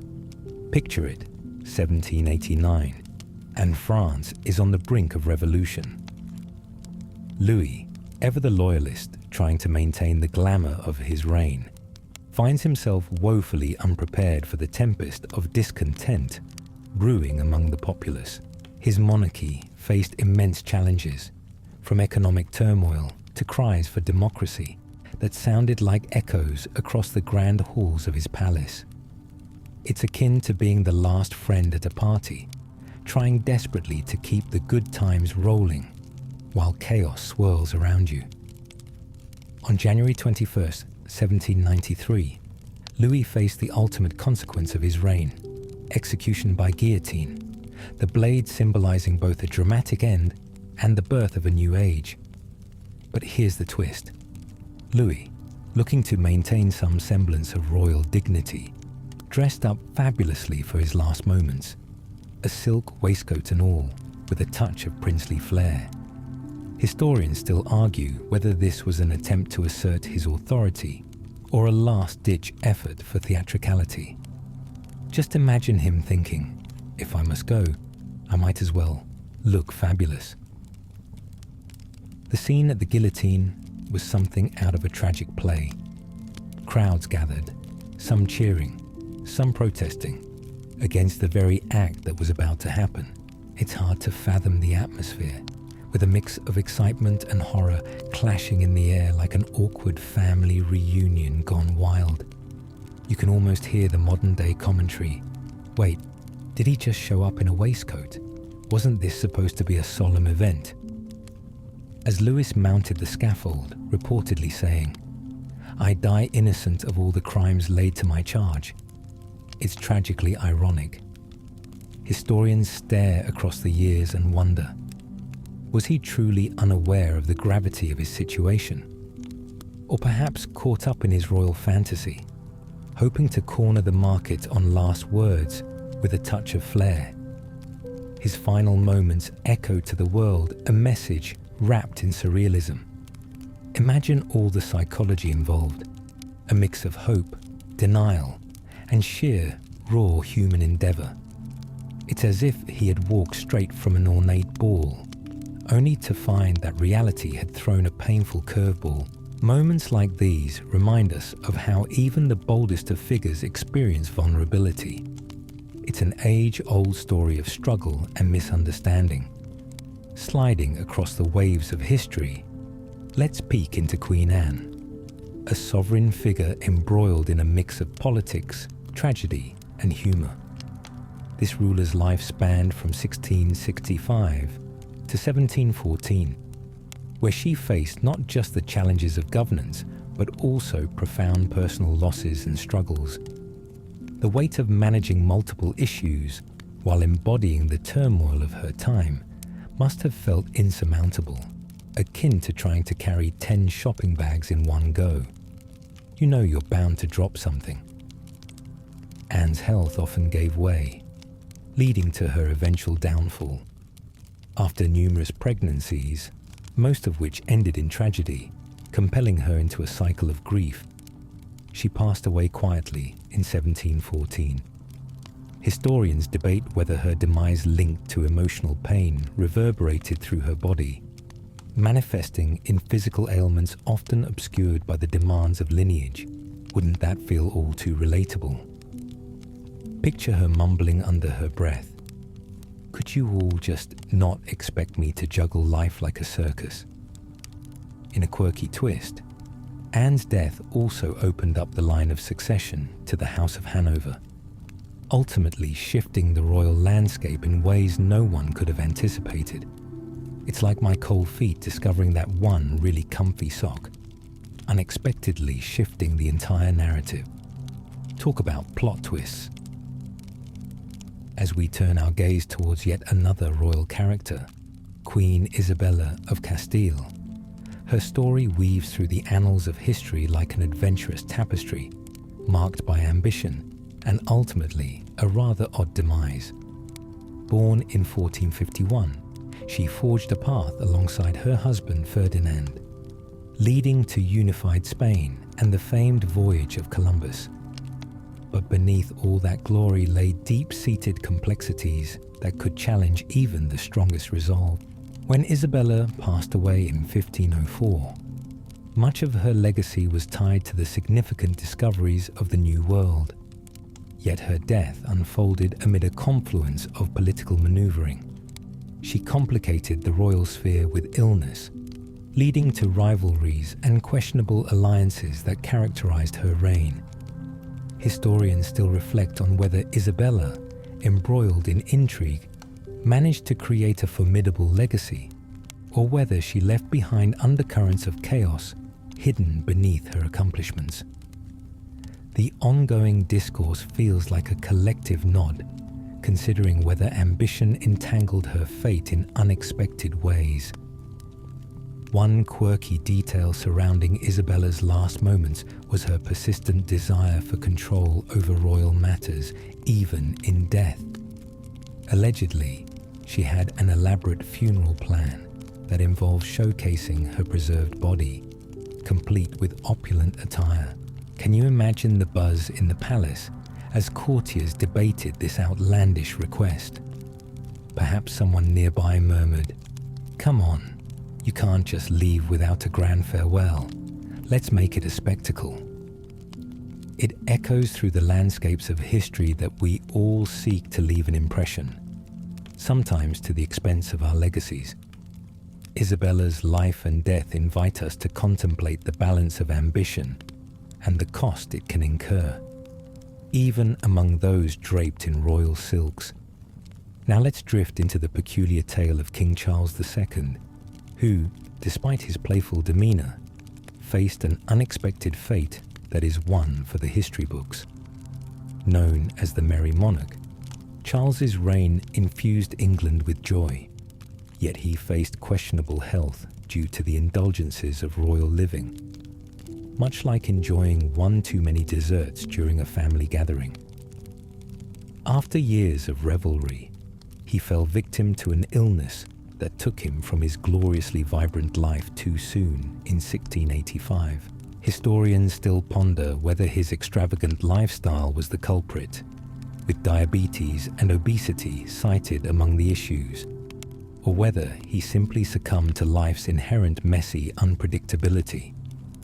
Can't you just see the chatter that must have surrounded his passing, echoing like a modern debate over the nature of pleasure-seeking? Imagine the uproar. Didn't he know indulging in every delicacy would catch up with him? It's reminiscent of those moments when you think to yourself, one more slice of cake won't hurt, right? And then, before you know it, you're questioning your life choices while deciding between a nap or an intense gym session. And so, as we trace through the winding pathways of history, each story we've explored today reminds us that royal dramas blend with the absurdity of existence. They live on, rich with tales of laughter, grief, and mistakes that tether us all together through time. As we share these narratives, full of quirky endings and profound lessons, we recognize the beauty in imperfections and the comical unpredictability that runs through all our lives. So let's tuck in once more, dear friend, embracing the darkness of night as we gather for the final leg of our journey. There are more delightful curiosities waiting to be unveiled, inviting you to snuggle deeper into this adventure through time. Are you ready for the next chapter? Let's continue our exploration, and surprise awaits in the stories yet to unfold. As you settle comfortably back into your blanket, the weight of the night wrapping you in warmth, let's wander into the whimsical yet poignant story of Maria Antonia, better known as Marie Antoinette. She graced the world with elegance, but met an end drenched in irony and drama, making her one unforgettable figure in history. Born in 1755, this young Queen of France arrived in Versailles fresh-faced and full of youthful exuberance, only to find herself trapped in a world buzzing with tension. Her lavish lifestyle quickly became synonymous with excess at a time when the average French citizen struggled to put food on the table. As you can imagine, the whispers from the populace escalated, painting Marie not just as a queen, but as a symbol of aristocratic indifference. The infamous phrase, "let them eat cake," which she is often incorrectly credited with, echoes through the ages as a mockery of her perceived disconnect. Historians still debate not only the accuracy of that statement, but also its portrayal of her character. Was she truly oblivious? Or was she more of a scapegoat for the growing discontent? The drama escalated into the French Revolution, and in 1793, Marie Antoinette faced the guillotine. A shocking end for someone once cloaked in grandeur. But let's linger a moment on the scenes surrounding her execution. Can you picture the once proud queen descending into the depths of despair, surrounded by noise, the crowds jeering growing louder as they demand retribution? She entered the scaffold wearing a simple white dress, far detached from the opulence of her courtly attire, which felt like a poignant reminder of the fragility of status. Her final moments were macabre, enveloped in spectacle, the crowd shouting and jeering. Yet Marie tried to retain her composure in the face of ultimate humiliation. Historians ponder her true feelings in those moments. Was she filled with dread, regret, or perhaps a noble resolve? It almost feels like a frame from an emotional film. Pride colliding with destiny, raising the stakes. Imagine it. Go out in high spirits. Nope, just the blade. It's absurd how the wheel of fortune turns in such drastic fashion, isn't it? We all experience those moments in life where we feel we're on top one day and stumbling the next. Perhaps after throwing a house party only to fall asleep right before the final dance. Transitioning from royal loss, let us voyage over to King Edward II, known for the peculiar circumstances surrounding his end. Now, here's a monarch whose life was shrouded in both scandal and intrigue. Whether or not you know the details, his fate is defined by whispers of betrayal and execution dressed in rumours. As the King of England from 1307 until his deposition in 1327. His reign fluctuated through tumult, but it's the afterstory that really compels. Edward was overtaken by political conspirators who plotted against him, leading to a historically bizarre fate. While there's a story about his execution, involving the infamous idea that a red-hot poker was used, historically, the truth remains cloaked in ambiguity. Historians argue over whether he was actually murdered in such a shocking fashion, or if rumours overshadowed what truly happened. You can almost picture the royal court gossiping. Did you hear? They say he went out like a medieval horror movie. Imagine being the royal heir in a situation so absurd. A king meeting an end involving a literal flaming directive. What a mind-boggling moment to reflect upon. It's akin to reading a twist in a thrilling novel, realizing, oh wait, it just can't be that easy for the lead character. Hilariously tragic, isn't it? We've all found ourselves tangled in developments that led to amusingly unexpected choices, where thinking on our feet is the only way forward. As the night drifts on, let's zoom in on another poignant character in this tapestry, the steadfast emperor of Byzantine, Justinian I. Renowned for his grand ambitions, Justinian sought to reclaim the lost glory of the Western Roman Empire. His reign from 527 to 565 is often marked by notable military campaigns, but ultimately, his health painted an uncanny picture of the struggles faced by those on power's pedestal. Curiously, as he expanded the empire, he dealt with years of health issues, becoming a prisoner to ailments, particularly during his later years. Historians still discuss the ramifications of his rule. Did his ambitious military campaigns weigh down his health? Or was it simply that the burden of ruling an expansive empire drained him physically and mentally. There's something distinctively human about his fate, much like us grappling with our day-to-day expectations and allowing stress to seep in. The age-old battle of workaholism colliding with health, reminding us all of the fragility within our ambitions. Can you hear modern commentary echoing through time? You've got to know when to step back, buddy. As we meander through names and stories, consider yet another royal, the Grand Maria Furs of Portugal, the first queen regnant in the kingdom.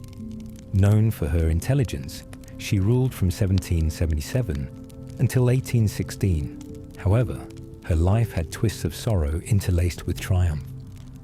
Historians paint her as a figure marked by both strength and vulnerability. After facing bouts of mental illness, she tragically passed away in 1816. In the whispers of history, debates arise over the extent of her struggles. Was her mental decline indicative of personal challenges, or a reflection of higher societal expectations? The narrative wanders through the realms of perception.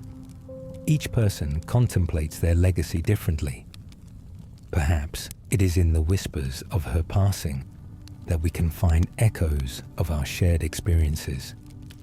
Those moments when we feel lost amid the chaos of our lives.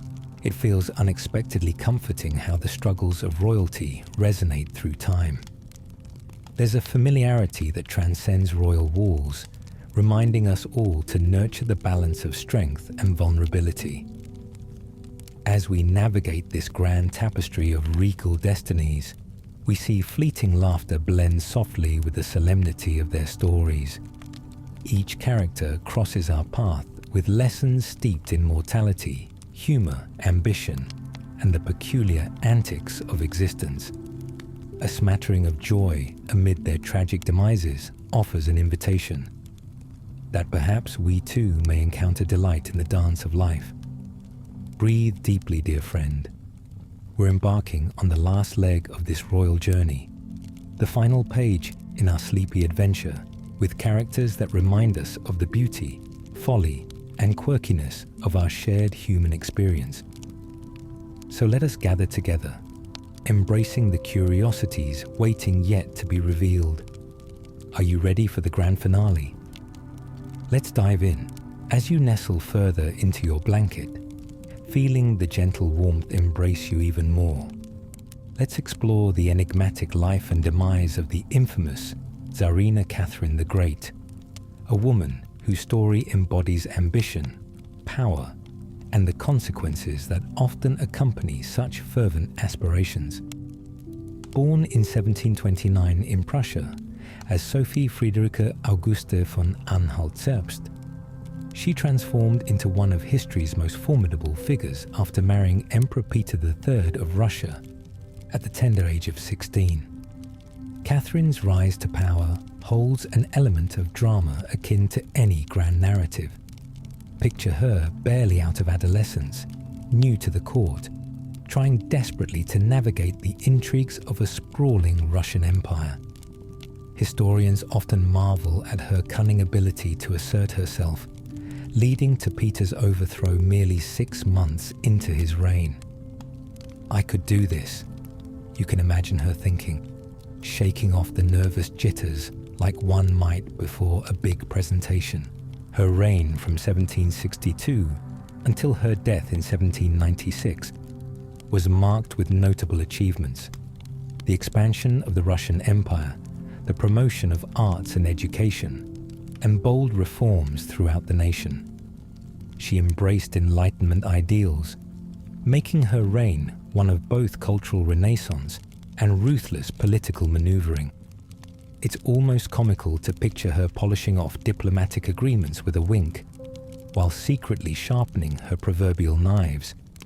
Yet, despite her stronghold over her empire, Catherine met her end at the age of 67 in November 1796, in a rather anticlimactic fashion, it must be said. She suffered a stroke while residing in her palace, a far gentler fate than one might expect for a monarch who once wielded such power. Just imagine the historical notes detailing her struggles. And so she goes, crumpling softly rather than dramatically wielding a sword.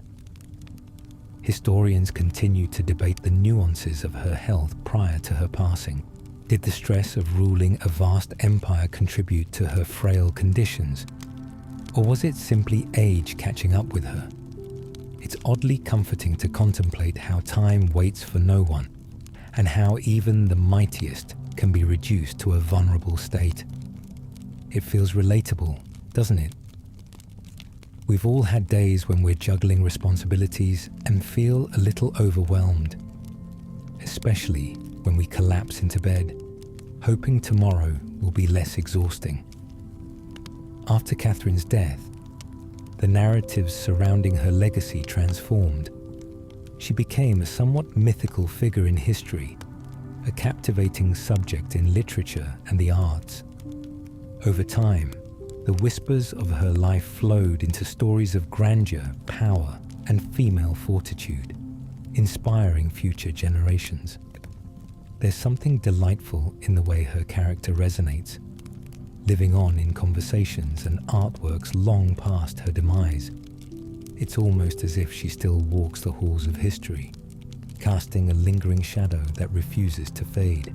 As the night envelops us, let's transport ourselves to the quieter tale of Queen Anne Boleyn, the second wife of King Henry VIII, and a figure trapped squarely within the gripping coils of history. Born around 1501, she stepped into the spotlight as a lady-in-waiting before capturing the king's infatuation and becoming his bride. However, her rise to royalty was marred with scandal, intrigue, and ultimately, her tragic execution in 1536. Anne's life was a whirlwind. She inspired the king to break from the Catholic Church in a bid to secure his marriage, leading to a profound shift in religious and political tides in England. Yet, in a brutal twist of fate, only 3 years from her coronation, she was arrested and accused of adultery, treason, and incest. Historians still argue over the legitimacy of those charges.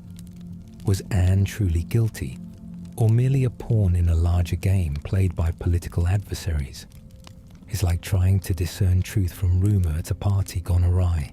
On the day of her execution, Anne approached the scaffold with a calm dignity that was nothing short of remarkable. It's easy to picture the somber assembly, each person holding their breath as the Queen made her fateful walk.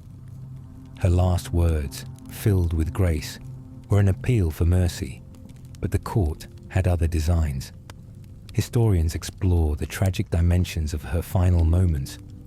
Was it truly a moment of failure or a testament to her resilience? Imagine the onlookers. Wait, did she just say that?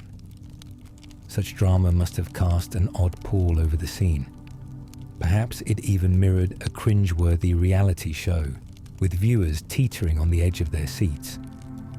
Okay, but who's going to come out victorious? Despite her tragic end, Anne's legacy transformed her into a symbol of the dangers of power plays and political machinations among kings and queens.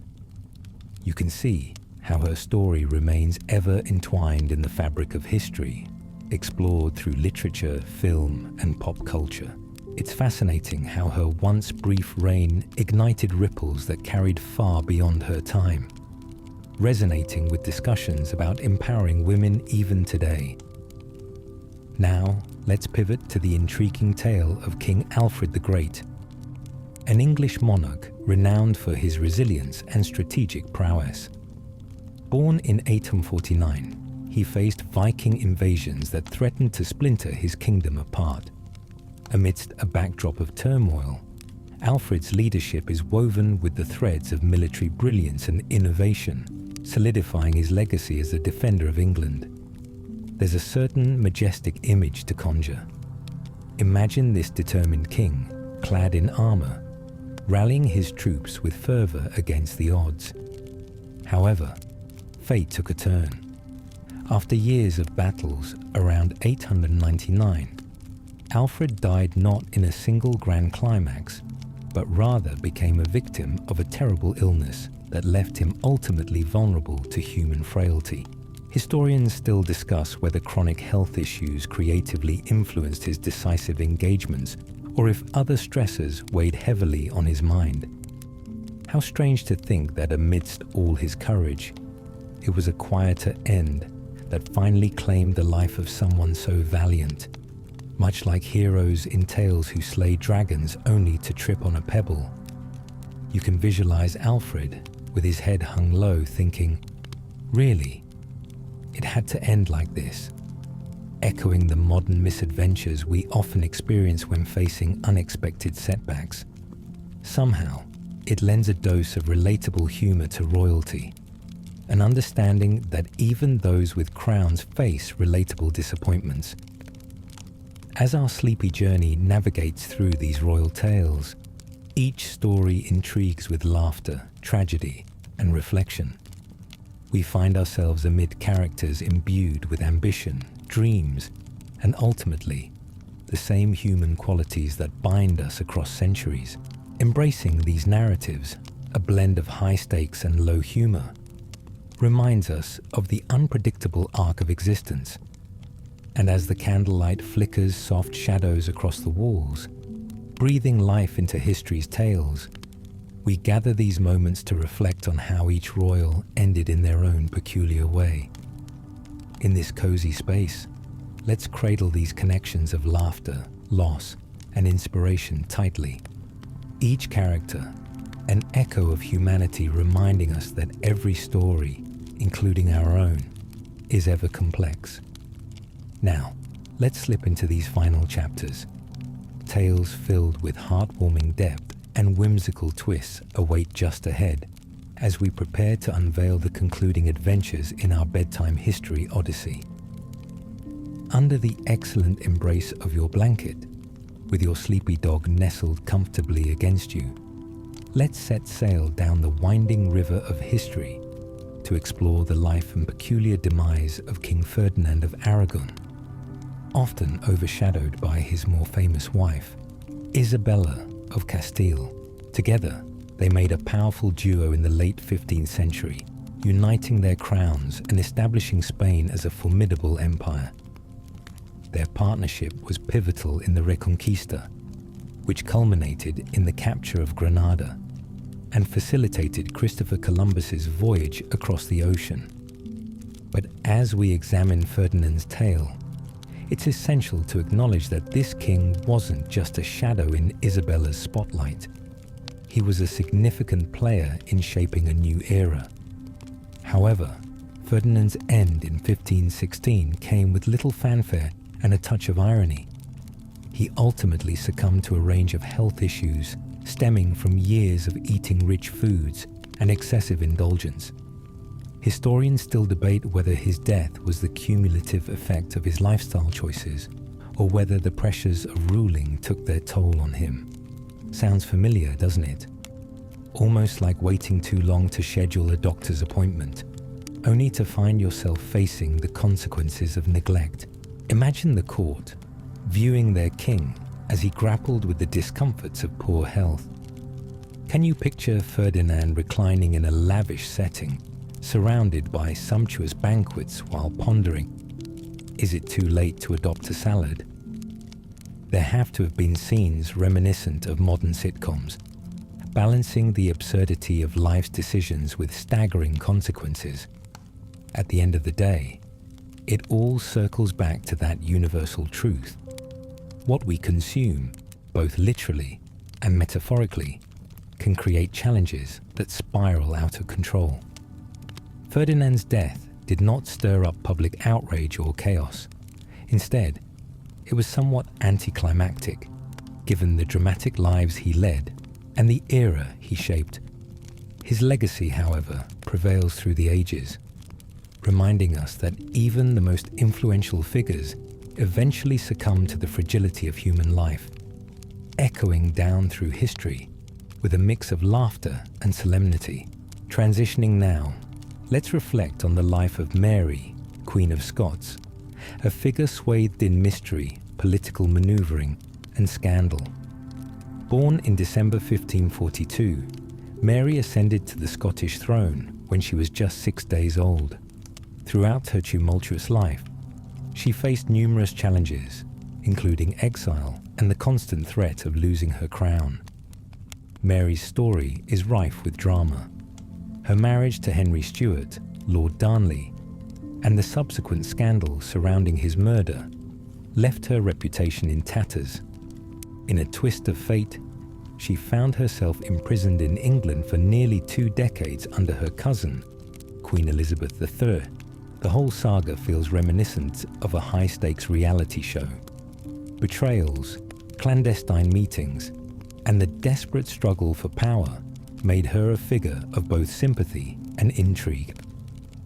In 1587, Mary's fate culminated in a rather theatrical execution, a moment marked by complexity. Initially sentenced to death following accusations of plotting against Elizabeth, her execution was both a symbol of political conflict and deeply personal tragedy. Historians still argue whether her execution was a necessary act of self-defense by Elizabeth, or merely a calculated move to eliminate a rival.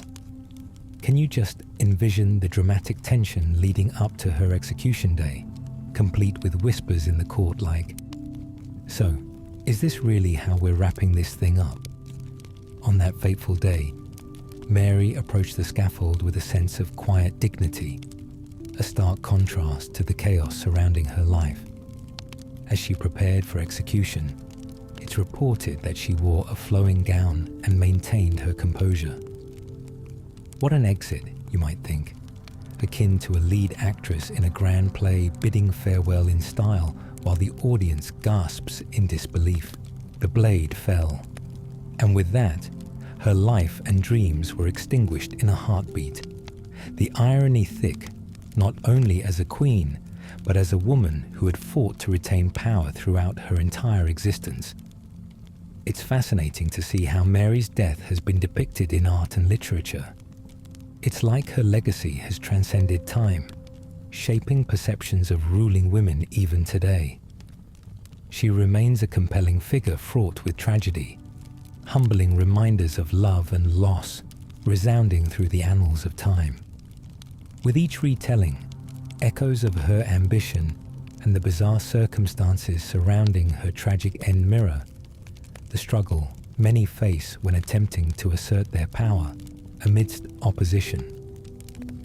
As we begin to draw this journey to a close, let's consider King Charles I of England, another royal firmly steeped in the tumultuous waters of his reign. Born in 1600, he found himself embroiled in conflict with Parliament and the populace, ultimately leading to his trial and execution in 1649. Notably, Charles struggled to maintain authority in a shifting political landscape and often resorted to the kind of stubbornness reminiscent of a child refusing to share toys.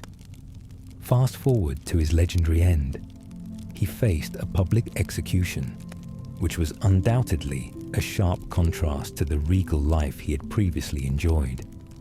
It's hard to picture a king standing before his people, wielding a quiet dignity amidst chaos, while laments weaved through the crowd.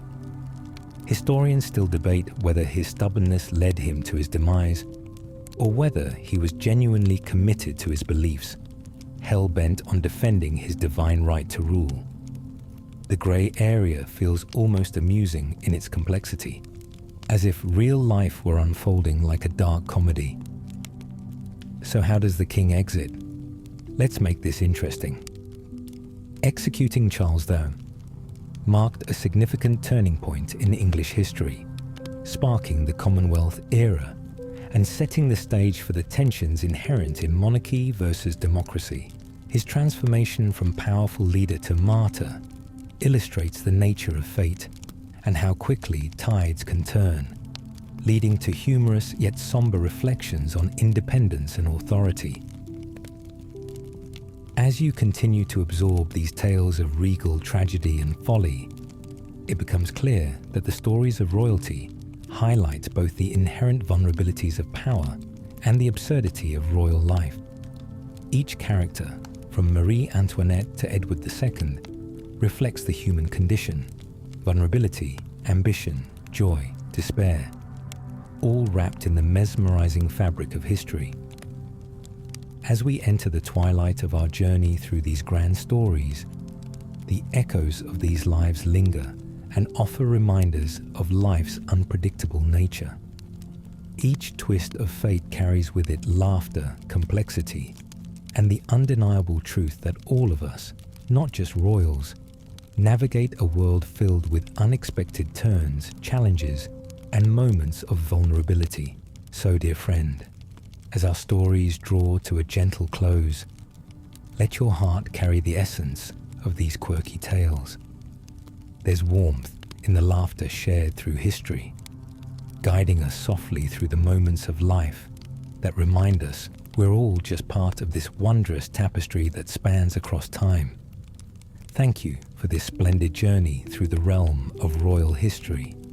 Snuggle a little deeper as you prepare to drift off, knowing that the stories we've treaded tonight resonate beyond time while weaving their magic in the fabric of our shared existence. Sweet dreams await just around the corner. As you cozy deeper into your blanket, feeling the comforting weight of your sleepy dog beside you, let's delve into one last tale that brings together the threads of royal drama, fate, and an odd twist of humor. This time, with none other than King Henry VIII of England, known for his 6 wives, lavish feasts, and tumultuous reign. Henry's life was a whirlwind of ambition, love, and deeply personal tragedy.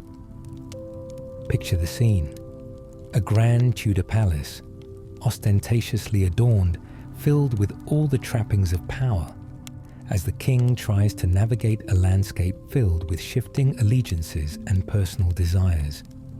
Henry's reign stretched from 1509 to 1547, and as history teaches, he went through wives like changing outfits, with each marriage tied to political necessity or, at times, fleeting passions.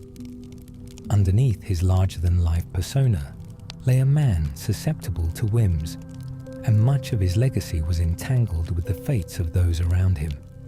His desperate quest for a male heir, a legacy he believed he was entitled to, unfurled a series of radical decisions that dramatically altered the path of English history. As we follow Henry on this intriguing journey, let's settle into the moment that led him to his eventual demise. In January 1547, after years of indulgence in rich foods and a lifestyle that often mirrored that of a ravenous royal, Henry fell ill, his health faltering as time wore on. Historians debate the specifics of his condition. Was it due to untreated ailments, the burdens of power, or a culmination of poor eating habits that finally caught up to him? Imagine the king attempting to glide through his royal duties, all while wrestling with the consequences of those late-night feasts. Just one more turkey leg, and suddenly he's struggling with mobility and health. It's like that feeling when you've overindulged at a buffet, grimacing over the considerable regret while everyone else prattles on about politics. You can almost hear him grimacing. Is this really how it ends?